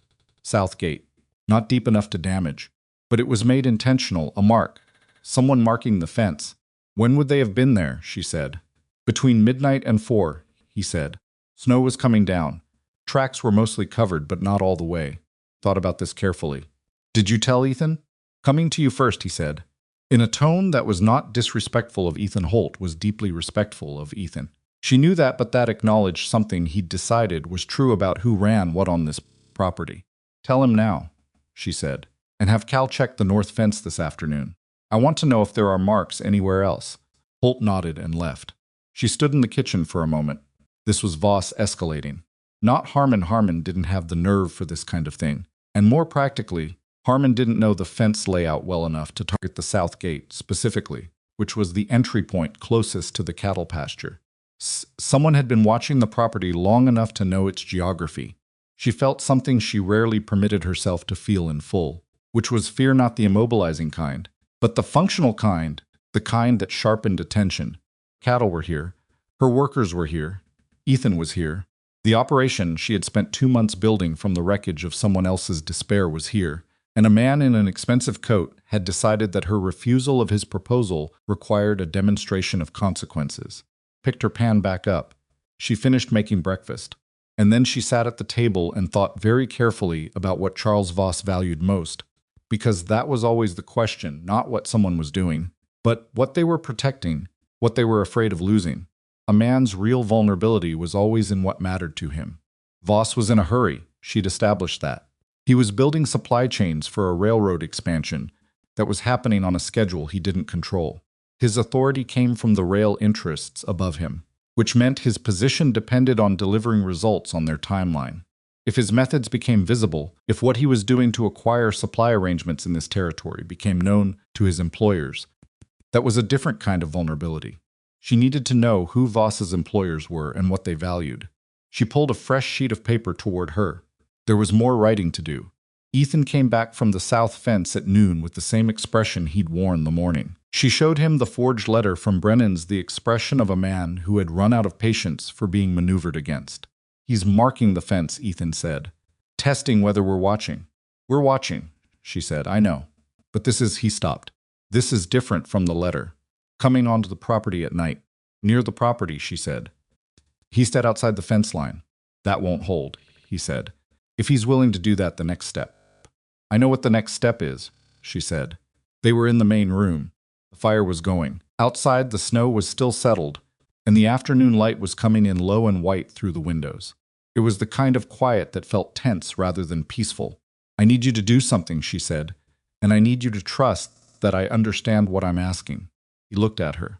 "I need you to go to the territorial marshal's office in Casper," she said. "Not to file a complaint, not yet. To establish a relationship. To introduce yourself and let them know what's been happening. In a way that doesn't sound like panic, because it's not panic." She held his gaze. "I can't do it. If I go, it looks like a woman who can't handle a business dispute. If you go, it looks like a rancher protecting his property, which is a different thing entirely in that office." He was quiet for a moment. She watched him work through the same thing she'd worked through, the part where the awareness that she was right about the optics was complicated by the part where being right about the optics required him to accept something unfair. "I don't like it," he said. "Neither do I," she said. "But it's practical." "When? Tomorrow," she said. "Early take Domingo, come back by Saturday." He was quiet again. "Then what will you do while I'm gone?" "Keep the operation running," she said. "Finish what I'm writing. Wait to hear back from the ranchers I contacted." She paused. "Keep watching the south fence." He looked at her for a long moment. "Adeline," he said. It was the first time he'd used her first name without it being in the middle of a practical sentence. She noticed this with the part of her that kept track of things she hadn't yet decided what to do about. "I know," she said, because she did. She knew what he was trying to say, and she understood it, and she wasn't ready to respond to it fully in this moment, because there was too much else in motion. "Careful," he said. "I will," she said. "You too." He left to prepare for the morning ride. She sat at the desk and picked up her pen. The letters had gone out. The marshal's visit would happen tomorrow. Tate's contract was solid for now. Voss knew she'd read his proposal correctly and refused it anyway. The next move was his. She was ready for it. She wasn't sure exactly what it would be, and that uncertainty was the part she sat with in the evening. After the house went quiet, the part that kept her at the desk past 10, past 11, building her records and her responses and her contingencies with the careful attention of someone who understood that you didn't wait to be ready, you built readiness out of what you had. The same way you built everything else on this particular piece of ground. Outside, the snow had finally stopped. The sky cleared and went black and full of stars, and the ranch was very quiet. And somewhere out on the south fence line, the mark Voss had left was there in the dark. She knew it was there. That was the point. Turned out the lamp and went to bed and lay in the dark, thinking about a man who had come to her table with a document designed to look like an offer and had been surprised to find out she knew how to read. He hadn't expected that. She intended to make sure he didn't forget it. Ethan left for Casper before dawn on Friday with Domingo riding alongside him, and the ranch felt different after they were gone. In the way that places feel different when the person most responsible for them is absent, not empty exactly, but more exposed like a coat with one fewer button. Adeline did not spend time on that feeling. She had too much else to manage. The morning delivery to the camp went without incident. Vera handled the camp rotation with Cal, while Remy drove the wagon, and Adeline stayed at the ranch to receive the first response to her letters, which she had been expecting since Wednesday, and which arrived Friday afternoon, in the form of a man named Patterson, who rode up to the gate on a gray horse and asked to speak with her directly. Patterson ran a mid-sized cattle operation 20 miles northeast. She had met him once briefly at a supply exchange in Harlow Creek 6 weeks ago, a lean man in his 60s with the kind of face that had been weathered down to the useful parts. He was not a man who made social calls. She knew that from Ethan, who had known Patterson's operation since childhood. She met him at the gate. "Got your letter," he said without preamble. I appreciate you coming in person, she said. He looked at the ranch behind her, the repaired fences, the organized yard, the smoke from the kitchen chimney, taking stock. Voss came to see me 3 weeks ago, he said. Different proposal than what you described, but the same bones. Exclusive arrangement, his pricing, quota requirements I couldn't meet without mortgaging. Did you sign? No, he said. But he left the door open. He paused. 2 of the others he visited did sign. Kendrick and that family over on Flat Creek, the Aldersons. She absorbed this. Do you know the terms they got? Different from yours, Patterson said. Kendrick told me his quota was lower. Terms looked better on the surface. I think Voss is offering different packages depending on how much leverage he thinks he has. He squinted slightly. You refused him outright. I did. That was either brave or foolish, he said. Probably both, she said. Do you know who his principal investors are? The people above him in the rail supply structure? Patterson pulled a folded paper from his coat. Did some asking around after your letter. Voss is contracted to the Meridian Rail Supply Company out of St. Louis. They have a board public company, so their board members are a matter of record. He handed her the paper. 3 names at the bottom. Those are the ones with the most stake in the Wyoming territory expansion. She unfolded it and looked. 3 names she didn't know, but names she could research. What are you planning? Patterson said. I'm planning to make it expensive for Voss to continue what he's doing, she said. Not through force, through information. He looked at her for a long moment with the assessing expression of a man who has lived long enough to take careful measure of people before deciding what they're worth. There are 4 of us who haven't signed, he said. Me, you, Hartley over by the creek, and old Brewster up north, who I don't think Voss has approached yet, but will. If the 4 of us coordinated not formally, nothing that looks like a combine, just shared information, and moved in the same direction on buyers and supply chains, it would be harder for Voss to isolate any one operation, she said. That's the idea. She folded the paper and put it in her coat. Tell me what you need from us, she said, and I'll tell you what we need. They talked for 40 minutes, standing at the gate in the cold, because neither of them suggested going inside, which was its own kind of statement. This was a working conversation, not a social one. By the time Patterson rode out, she had the beginning of something that wasn't quite an alliance, but was the structure on which one could be built if it became necessary.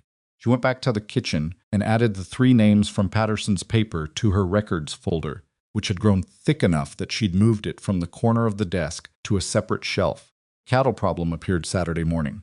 Holt found 3 head of the herd in the north pasture, separated from the main group, moving wrong, not sick exactly, but distressed in a way that livestock showed when something had frightened them in the night. He brought Adeline out before breakfast to look. She looked at the cattle, and then at the fence line, and then at the ground. The snow from earlier in the week had settled into a firm crust, and on that crust, running along the outside of the north fence, were tracks. Not human tracks this time. The marks of horses, 2 of them, she judged, moving at a walk along the fence line in the dark. Studied the tracks for a long time without speaking. They didn't come inside, Holt said beside her. No, she said. They didn't need to.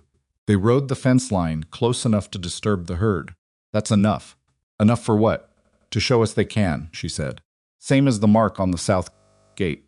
Voss is demonstrating his access. She looked at the 3 distressed cattle, then at the larger herd which had settled but was still moving with the restless energy of animals that had been poorly slept. What's the risk to the herd if this continues? Holt was quiet for a moment. Winter cold and stressed cattle lose condition faster. We push them hard enough, they stop feeding right. We'll lose weight on the whole group. Affects the spring cattle prices. That was the calculation then. Voss didn't need to harm the cattle directly. He just needed to degrade the herd condition over time quietly, in ways that would look like poor management rather than deliberate interference. By spring sale time, the cattle would be worth less. The financial pressure on the operation would increase, and the option she'd refused would start looking more reasonable. It was patient and it was smart, and she found herself developing a cold respect for it that she didn't bother trying to suppress, because suppressing accurate assessments of opponents was dangerous. We need night watches, she said, rotating. I don't want anyone out there alone, 2 at a time minimum. That's going to wear the men down, Holt said. Honestly, not as an objection. She said, we'll rotate every 3 hours. Take a shift. He looked at her. I'm not asking anyone to do something I won't do myself, she said. Holt was quiet for a moment. Then Ethan's back when? Saturday evening, she said. Maybe Sunday morning, if the roads are worse than expected. All right, he said. I'll sort the rotation. She went back to the kitchen and rebuilt the breakfast schedule around 2 fewer hands for the morning, because Holt and Remy were going to be monitoring the fence perimeter until the day shift could take over. She had gotten used to adjusting. That was the thing about this kind of work. The plan was always the starting point, never the destination. Ethan came back Saturday evening, later than she'd expected, and she could tell from the way he dismounted that the ride had been long, and the conversation in Casper had been complicated. She waited until he'd washed and eaten before asking, which she judged was the right order of priority for a man who had been in a saddle since before dawn. He sat across from her at the kitchen table, with the remains of his meal in front of him, and told her what had happened. The marshal's office in Casper had been less immediately useful than she'd hoped, and more useful in the long run than she'd feared.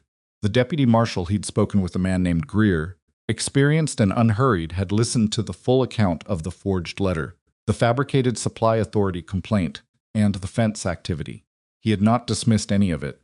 He had also not offered immediate action, which was the realistic outcome she'd prepared Ethan for. What Greer had said was this: that what Adeline had described constituted potential criminal interference with commerce if it could be proven with evidence that the fence activity, if it could be shown to have been deliberate harassment of livestock, was actionable under territorial code, and that if she could bring him a documented record of the full pattern of behavior, everything from the Harmon connection through the Voss proposal to the fence incidents, he would have grounds to open a formal inquiry. He took it seriously, Ethan said. Because you presented it seriously, she said. And because you're a rancher who's been in this territory for years, and not a woman he's never met. He looked at her with the expression that appeared when she said something accurate that neither of them entirely liked. The record we've been building, she said. Every transaction, every incident, every dated piece of correspondence. That's what Greer needs. How complete is it? Complete enough, she said. I'd like 3 more days to add the fence incidents, with dates and descriptions. Holt can write up what he observed. Remy, she paused. There's something else. Patterson came by Friday. She told him about Patterson's visit, about the 2 ranchers who had signed Voss's proposals, about the 3 names from the Meridian Rail Supply Company board, about the informal coordination she and Patterson had begun discussing. Ethan listened to all of it. When she finished, he was quiet in a different way than his usual quiet, not the quiet of calculation, but the quiet of a man processing something that was larger than he'd expected. You've been busy, he said. The operation doesn't stop because something's wrong, she said. I know. He looked at his hands on the table. I'm not saying it as criticism. I know you're not. He looked up the night watches. Holt told me when I got in. We started Friday night, she said. No incidents last night. But the tracks were there Thursday. You took a shift. 3 to 6 in the morning, she said. Cal took the first one, Remy the second. I took the third. He was quiet again. She had learned to read his silences well enough by now to understand this one, which was not disapproval, and was not quite admiration. It was something more complicated than either. The particular feeling of a man who had stopped believing things could be managed and was now watching them be managed, and didn't quite know what to do with that in his chest. The 3 names from Meridian, he said after a moment. I need to find out what they value most about the Wyoming expansion, she said.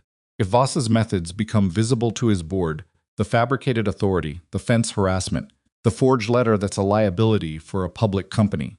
Board members of public companies have different concerns than operators in the field. You're going to go over Voss's head, Ethan said. If it becomes necessary, she said, it might not. The marshal's inquiry opens. That may be enough to make Voss recalculate.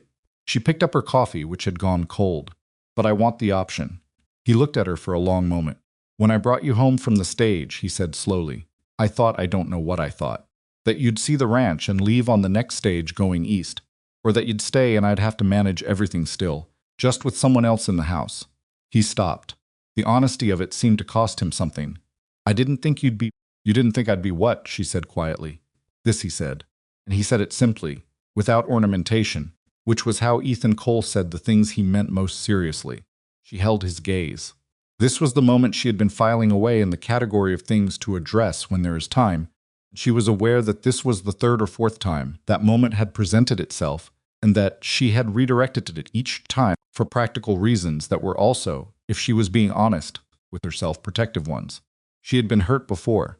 Not in a dramatic way, nothing she would have narrated as a story, but in the quiet way of a person who had trusted the wrong structure and watched it fail under pressure, and had reorganized herself accordingly, prioritizing reliability over feeling. It was a reasonable reorganization. It had kept her functional through difficult years. She was not sure anymore that functional was the same as whole, she said, and she meant it the same way he had.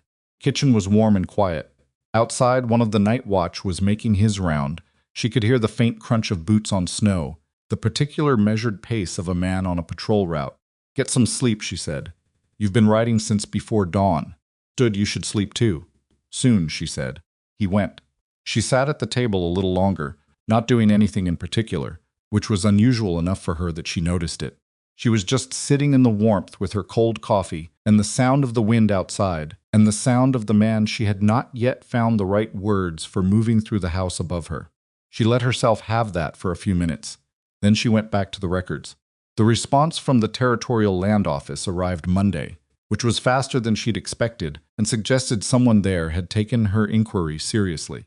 The letter was signed by a deputy registrar and confirmed, in clear official language, that private food supply arrangements between ranches and construction camps in the Wyoming Territory were not subject to any regional licensing or standards authority, that no such authority had been established by territorial statute, and that any entity claiming such authority would be operating fraudulently. She read it twice, folded it carefully, and placed it at the front of the records folder. That was the piece she'd needed. With the territorial confirmation, the fabricated complaint against her operation was no longer just provably wrong, it was provably fraudulent, and the fraudulence was documented by an official source. Combined with the forged letter to Brennan, which was criminal interference with commerce, she now had two documented instances of illegal action that could be attributed indirectly, but traceable, to Voss's campaign against the coal ranch. The fence incidents were harder to prove. They were suggestive rather than conclusive, but the pattern documented was persuasive. She wrote everything up in a clean summary factual, dated sourced. 12 pages. She made 2 copies, one went into the folder. One she sealed and addressed to Deputy Marshal Greer in Casper. The third copy she addressed to a name she'd found through the Meridian Rail Supply Company, records that Patterson had provided a board member named Harold Fitch, who was listed in territorial business filings as the Meridian representative most directly responsible for the Wyoming expansion contracts. She did not know Fitch. She knew only what his position meant, which was that the success or failure of the Wyoming operation reflected on him personally. She wrote him a letter that was precise, professional, and entirely free of accusation. Described the events. She attached the summary. She included the Territorial Land Office confirmation. She said, plainly, that she was not seeking to damage the Meridian Rail Supply Company, whose interests in the territory were legitimate, but that she felt the board should be aware of the methods being employed by their regional representative, Charles Voss, as those methods constituted potential criminal liability for the company. She did not threaten. She did not demand, she informed. Then she gave all 3 envelopes to Ethan, who was riding to the post office that afternoon. The one to Greer and the one to Fitch both go today, she said. He looked at the Fitch envelope. You're going above Voss's head. I'm informing his employers, she said. There's a difference. He held her gaze, and if Voss finds out and escalates before Fitch responds, he'll escalate anyway, she said. This doesn't make that more or less likely. What it does is start a clock on Voss's side. His employers now have the information. What they do with it is their decision, but they have it. He took the envelopes. All right, Ethan, she said. Paused. Don't stop anywhere else on the way, she said. Straight there and straight back. He understood what she wasn't saying, which was that she didn't want him in town any longer than necessary, while Voss's intentions were unclear. He nodded once and went. The escalation she had been expecting came Tuesday, and it came in a form she hadn't quite anticipated, which told her she still had gaps in her reading of Voss. She had expected him to apply more pressure to the fence line. She had expected, possibly, another attempt at the supply chain, another forged communication or interference with Brennan's deliveries. What she had not expected was that he would use the bank. She found out from Aldous, which surprised her enough that she had to recalibrate. Aldous sent a messenger to the ranch Tuesday morning asking her to come to the bank at her convenience, which in Aldous's particular mode of address meant as soon as possible. She went that afternoon. He met her in his office with an expression that she read carefully, Not hostile, not friendly, but uncomfortable in the specific way of a man who has been placed in a position he didn't choose. A lien request has been filed, he said without preamble. She went very still. On what grounds? Disputed commerce, he said. Filed by a legal representative of the Western Regional Supply Standards Office. He looked at her. I know you've demonstrated that office has no jurisdictional authority. Then the lien has no standing, she said. Legally, no, he said. But the filing creates a procedural delay on any financial instruments held by the ranch until the dispute is resolved. Including the escrow account, she understood immediately. The escrow account held the rail camp contract payments that hadn't yet been disbursed.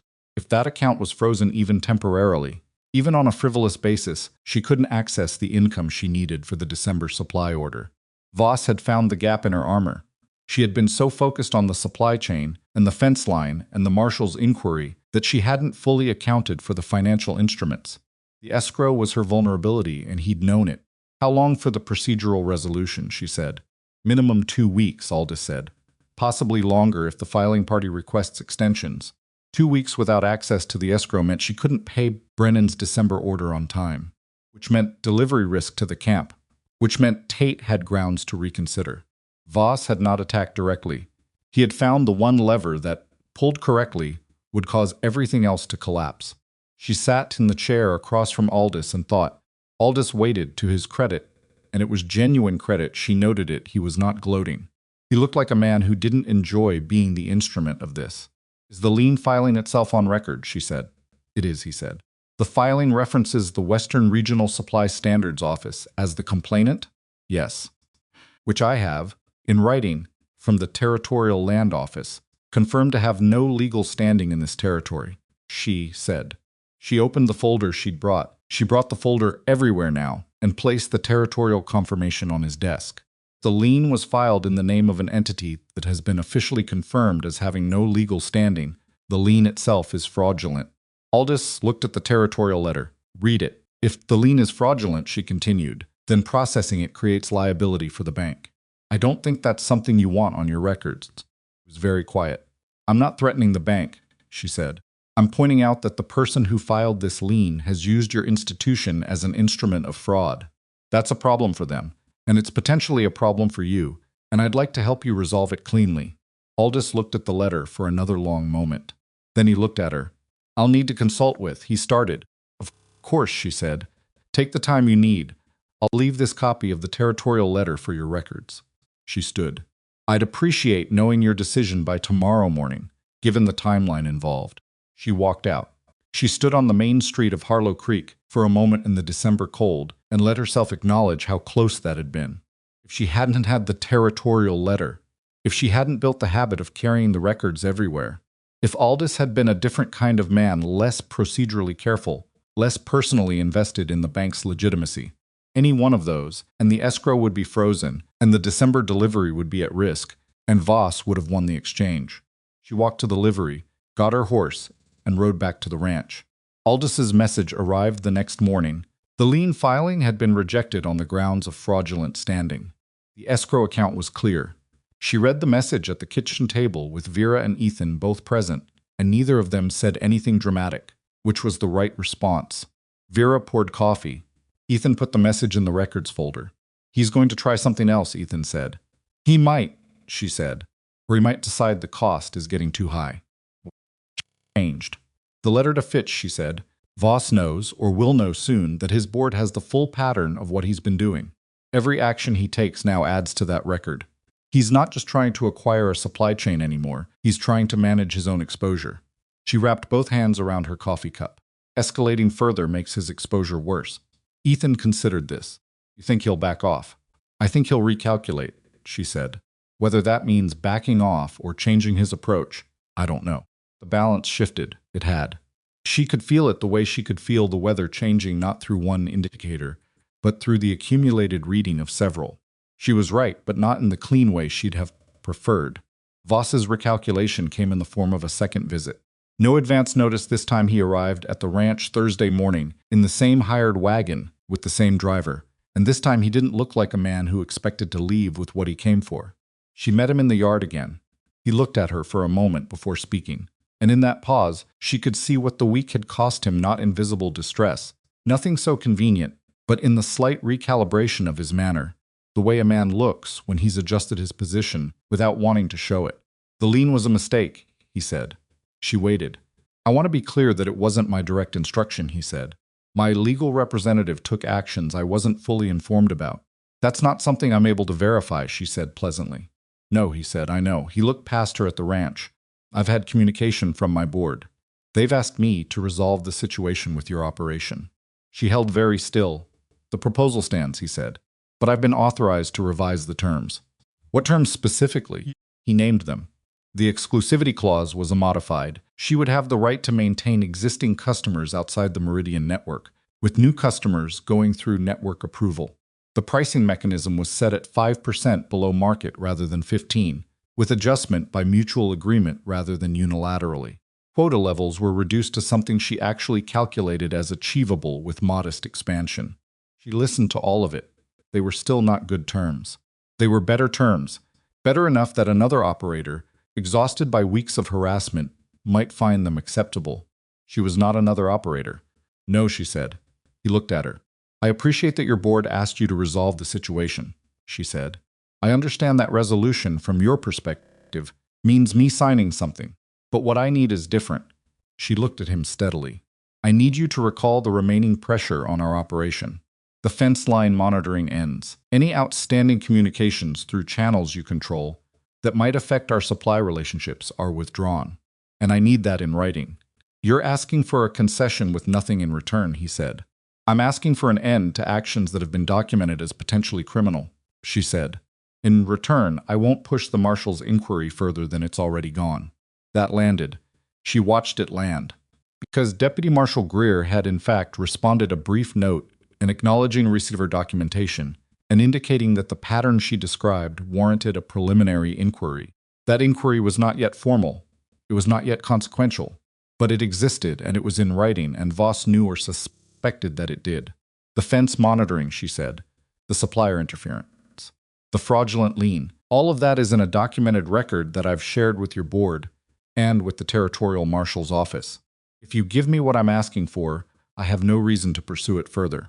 The inquiry stays preliminary. Your board gets a clean resolution. She paused. If you don't, I have every reason to push it as far as it will go. He was quiet for a long time. Not the quiet of consideration. She thought he'd already considered this, probably since the board communication, probably since the lien was rejected. This was the quiet of a man accepting an outcome he didn't choose. In writing, he said. You want the withdrawal in writing. Signed and dated, she said. On Meridian letterhead. Another pause. I'll have it to you by Saturday, he said. Thank you, she said. He got back in his wagon. She watched him leave, and this time she let herself feel something while she watched not triumph, which was too large and too risky a feeling to invest in before things were fully settled. Something smaller. The particular relief of a problem that has stopped expanding, which was different from a problem that was solved. She went inside. Ethan was at the desk. He looked up. He's withdrawing, she said. He looked at her for a long moment. Then he put down his pen and leaned back in the chair and let out a breath that seemed to come from somewhere well below his lungs. It's not finished, she said. We still need the written withdrawal, and we keep the records regardless. I know, he said. But he stopped. But she said. I'd stopped thinking it could go like this, he said. His voice was quiet. The ranch, I mean all of it. I'd started making my peace with losing it, with finding a way to settle the debt and let it go. He looked at his hands. I hadn't told anyone that, not even Holt. She sat down across from him. The day you showed me, the camp delivery numbers, he said. The first time we actually made money from that contract. I didn't know how to. I didn't have the right size feeling for it. I'd been so long without one that when it came, I didn't know what to do with it. She understood that. She understood it specifically and deeply, from her own experience of years in which the management of hardship had become so habitual that the arrival of something better felt disorienting rather than good. It gets easier, she said, feeling the good things, when they stop being surprises. He looked at her. It's not something anyone told me, she said. I had to figure it out myself. It took a while. He was quiet for a moment. What happened? Before you came here. You've never know, she said. I haven't. He waited, which was the right thing. He'd learned that. My mother was sick for a long time, she said. Years. My father worked. I managed the household. Then she died, and he wasn't equipped for it, and I wasn't equipped to watch him not be equipped for it. And by the time I was 25, I'd been running someone else's falling apart life for so long that I'd forgotten what it felt like to make a decision that was only about me. She paused. Placement service advertisement was the first time in years I'd done something entirely because I decided to. Did you know it would be like this? He said. What you came to? No, she said honestly. I thought I was coming to a straightforward arrangement. A house that needed managing, a business that needed organizing. I didn't think. She stopped. What? He said. She looked at him, and it occurred to her in that moment that she was tired of filing this particular thing away. She had been practical about it for weeks, because practicality was her default mode, and because the operation had needed her full attention, and because she was, underneath the capability and the records and the negotiating, genuinely afraid of being wrong about something that mattered this much. I didn't think I'd come to a person worth staying for, she said. The kitchen was very quiet.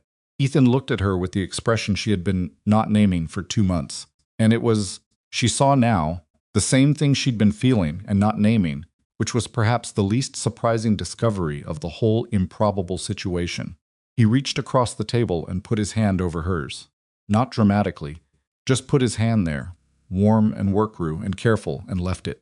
Turned her hand over and held it. Outside, Cal was crossing the yard toward the barn, boots crunching on the snow.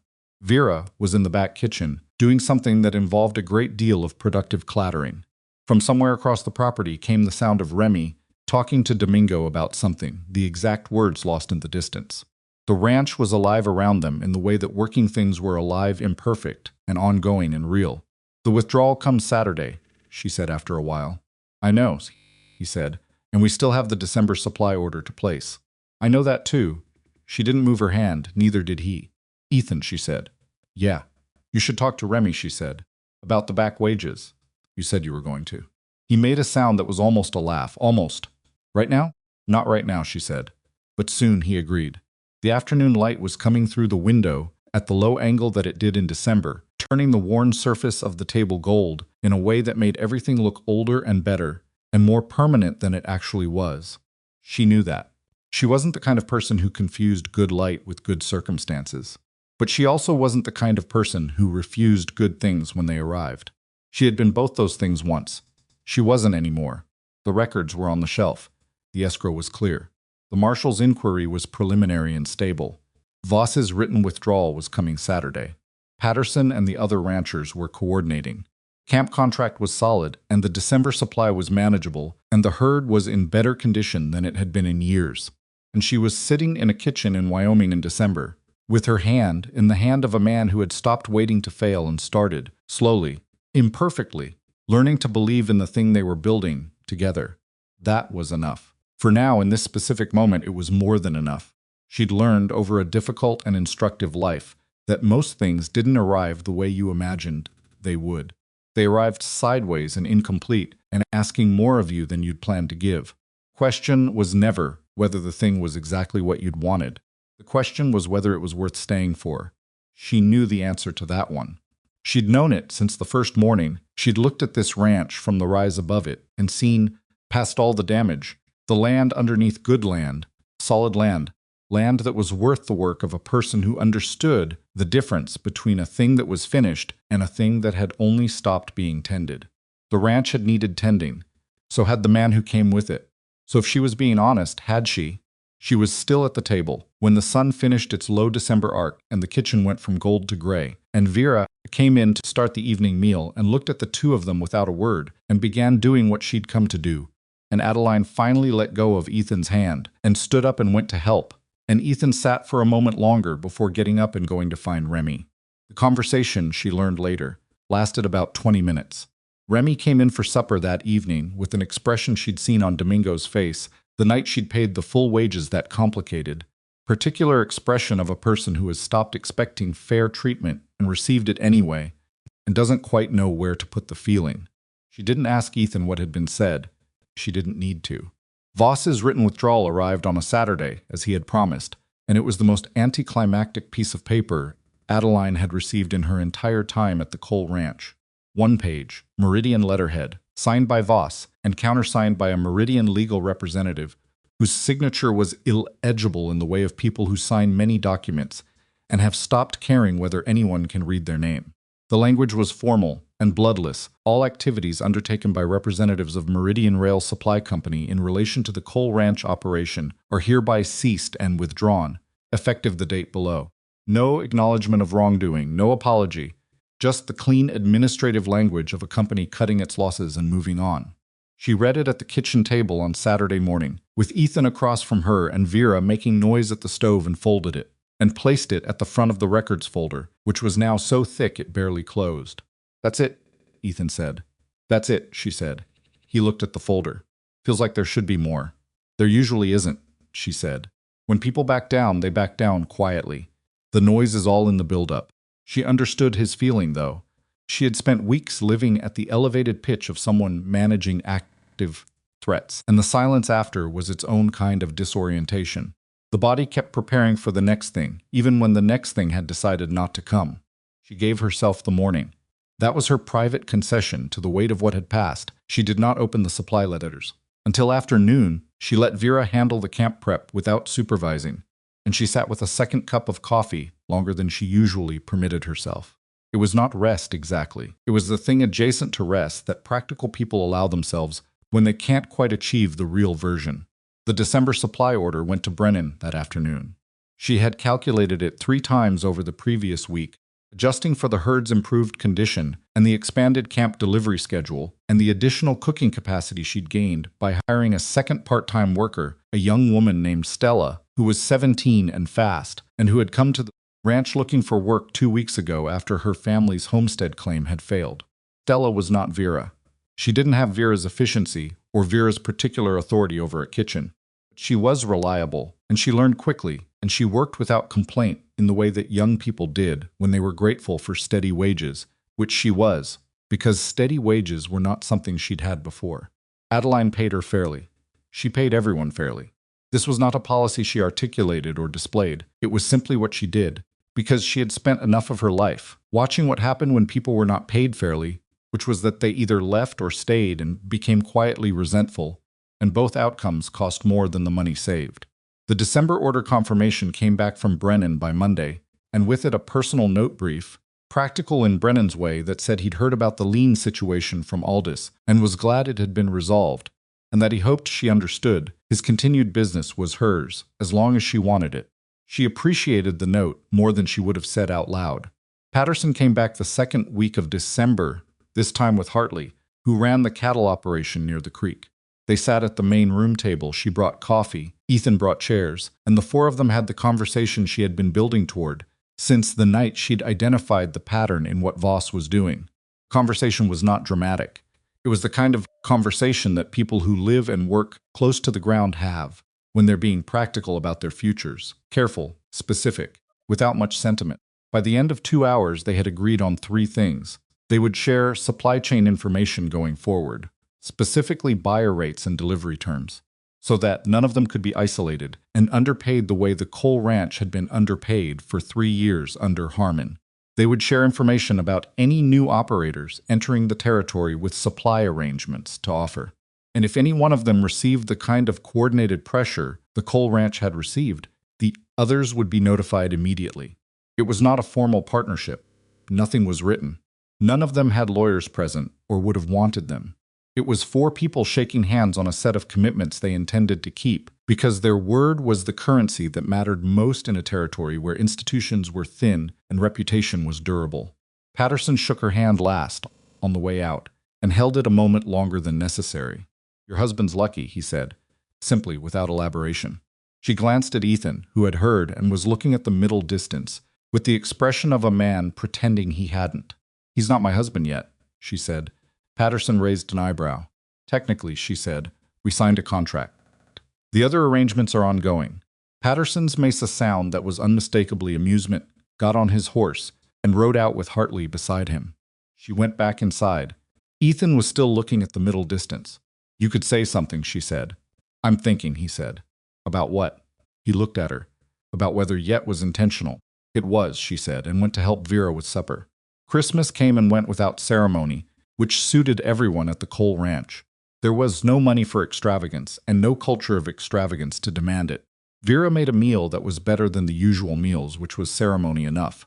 Adeline found small practical things for each of the workers: new gloves for Holt, a better knife for Domingo, a pair of wool socks for Cal, whose old ones had been patched past the point of usefulness. For Remy, she found a book at the general store, a worn copy of something she'd noticed him looking at twice when he'd come into town with her for supplies.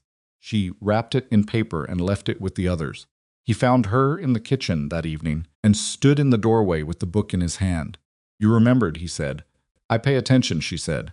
He nodded, looking at the book. "My mother used to read to us," he said after a pause. "When I was small, she'd read whatever she could get. Didn't matter what it was." He stopped. "Anyway, thank you." "You're welcome, Remy." He left.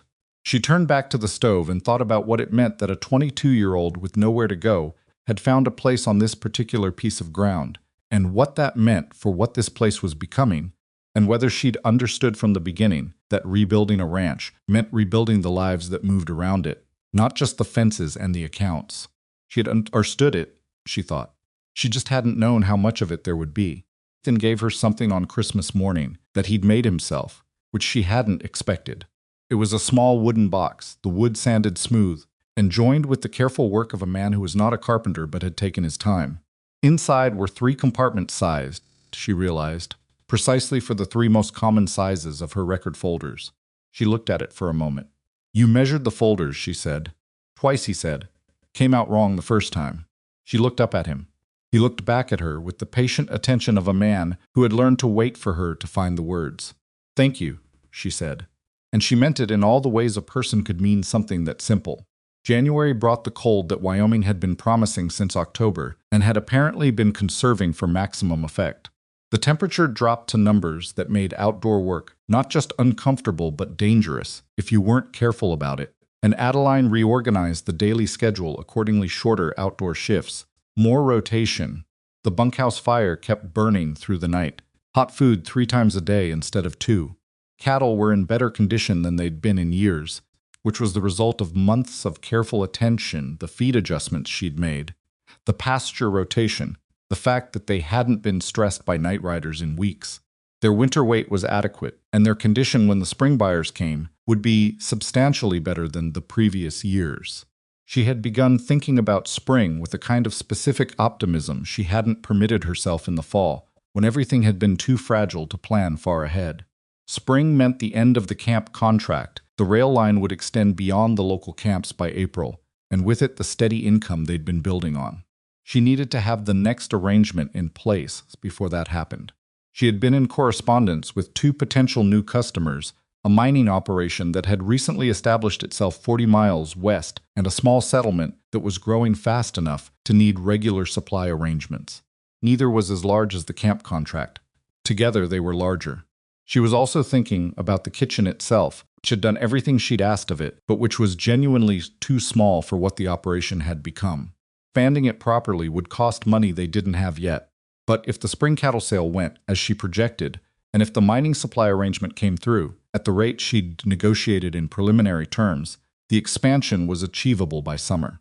She laid all of this out for Ethan on a January evening when the cold outside was persuasive enough that neither of them had any intention of leaving the warmth of the main room.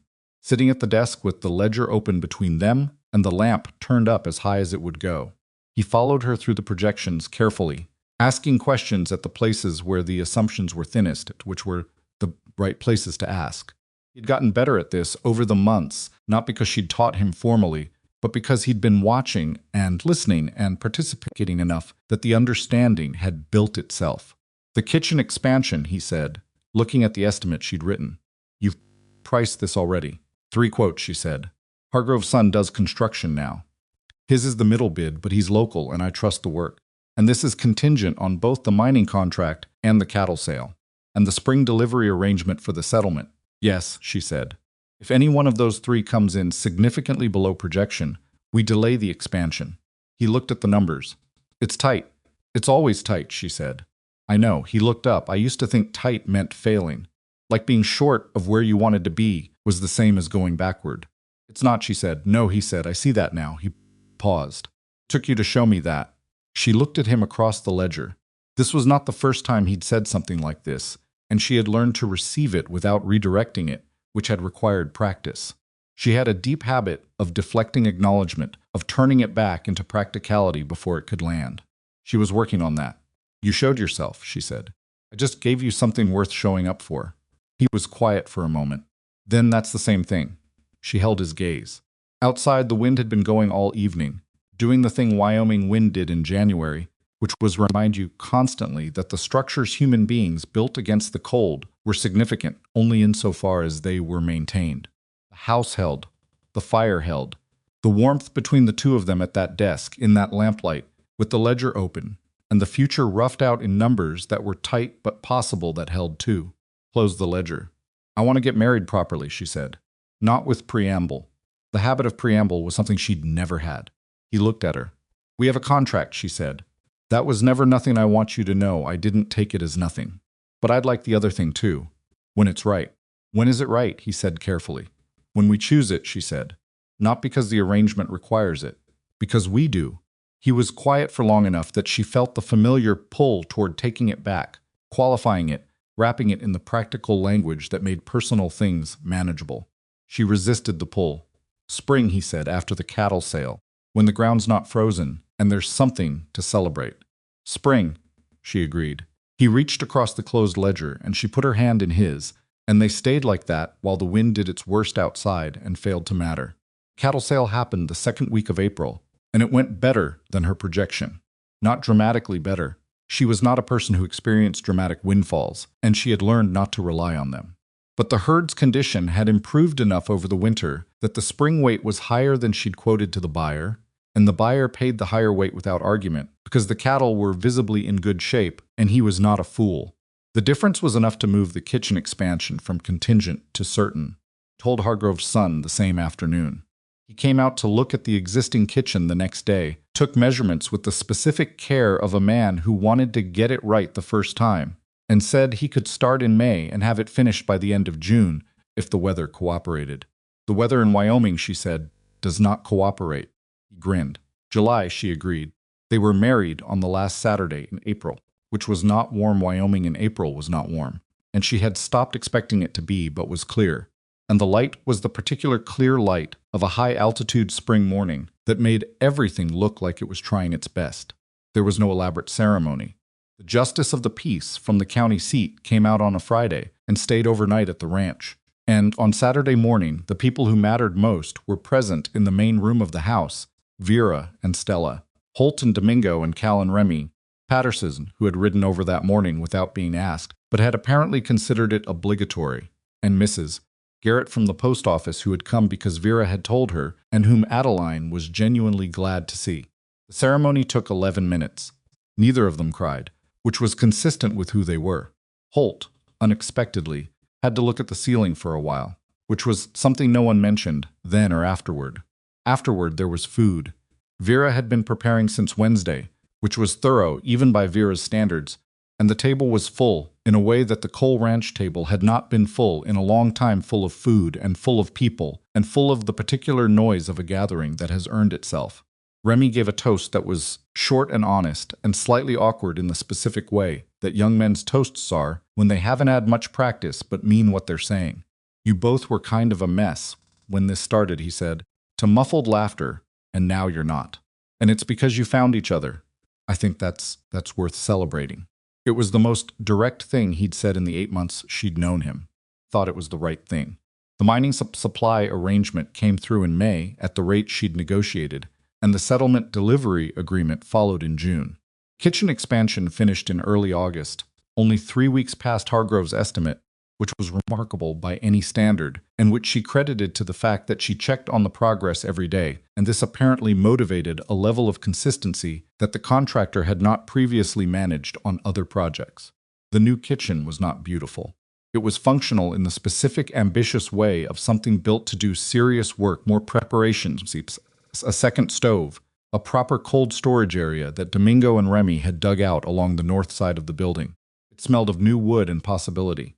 Vera walked through it the morning it was finished, touching surfaces, opening compartments, assessing it with the critical eye of a woman who was going to be using it daily. "It'll do," she said. Coming from Vera, this was extravagant praise. There was a morning in late September, the ranch, a full year past Adeline's arrival, when she walked out before anyone else was up and stood in the yard in the early cold and looked at the coal ranch the way she'd looked at it from the rise that first October day. It was different now, in ways that were visible and ways that weren't. The fences were solid and properly maintained. The herd was healthy, the cattle moving with the deliberate ease of animals that were well-fed and not afraid. The buildings were in better repair, not perfect, because perfection required money and time that could always be better spent elsewhere, but maintained in the way of a working property that respected itself. Kitchen light was already on, which meant Vera had beaten her out of bed again, which was consistent. From the bunkhouse she could hear Remy talking to someone, the words not clear at this distance, and Holt's answer shorter. Domingo would be with the cattle already. Cal was probably moving slower this morning. The September cold was getting into his knee again. She'd noticed it yesterday. All of it was real and present and ordinary, in the way that only things you've fought hard for become ordinary. You fight for something long enough, and it stops feeling like a miracle and starts feeling like Tuesday. And that is not a loss, that is the actual victory, the one that doesn't announce itself. She had learned that this year. She had learned a number of things this year that she was still in the process of understanding fully. The way you understand things that happen in your body rather than your head, not as conclusions, but as the slow adjustment of how you move through the world. She had learned that asking for help was not the same as weakness. She had known this intellectually for years. She had learned it in her chest in a cold Wyoming winter, watching a man who'd been carrying too much alone begin to put things down. She had learned that the people who dismiss you most confidently are usually the people who most need you to fail, and that understanding this made their opinions easier to carry and impossible to take seriously. She had learned that building something with another person, really building it, with the difficulty and the argument, and the nights when the numbers didn't work, and the mornings when they were both too tired to be kind, was a different category of experience from building something alone. Not easier, not harder exactly, but different in the way of something that required a different kind of courage than solitary work did. The courage of continuing to show up to someone even when you were afraid of what they might see. She had been afraid of that, coming here. She hadn't known she was afraid of it, which was how fear operated when it was well managed. It disguised itself as practicality, as good sense, as the reasonable caution of a person who had been hurt and didn't want to be hurt again. She had done it anyway. That was the thing she wanted to remember. Not that she'd stopped being afraid, but that she'd done it anyway. And it had turned out to be worth it, and she could not have known that in advance. Nobody could know that in advance. That was the whole problem and the whole point. You looked at the thing in front of you, the broken ranch, the exhausted man, the impossible set of odds, and you saw either what was finished or what needed tending. And that choice, that specific and ordinary choice, was everything. She had chosen to tend. Ethan came out of the house behind her. She heard him before she saw him, the particular rhythm of his footsteps that she knew now the way she knew the rhythm of the place itself. Came and stood beside her and looked at the same view, and didn't say anything, because they had gotten past the point where silence needed filling. After a while he said, "Vera's going to have breakfast ready." She said, "Give me a minute." He gave her the minute. He was good at that. She stood in the September morning and looked at the ranch that everyone had written off and the life she had built inside it, imperfect and ongoing, and hers, and she thought about all the women who had come west before her, carrying nothing but the determination to find something worth staying for, and all the ones who would come after, and what any of them owed each other, not rescue, not pity, not the condescension of being told what they were capable of, just the truth.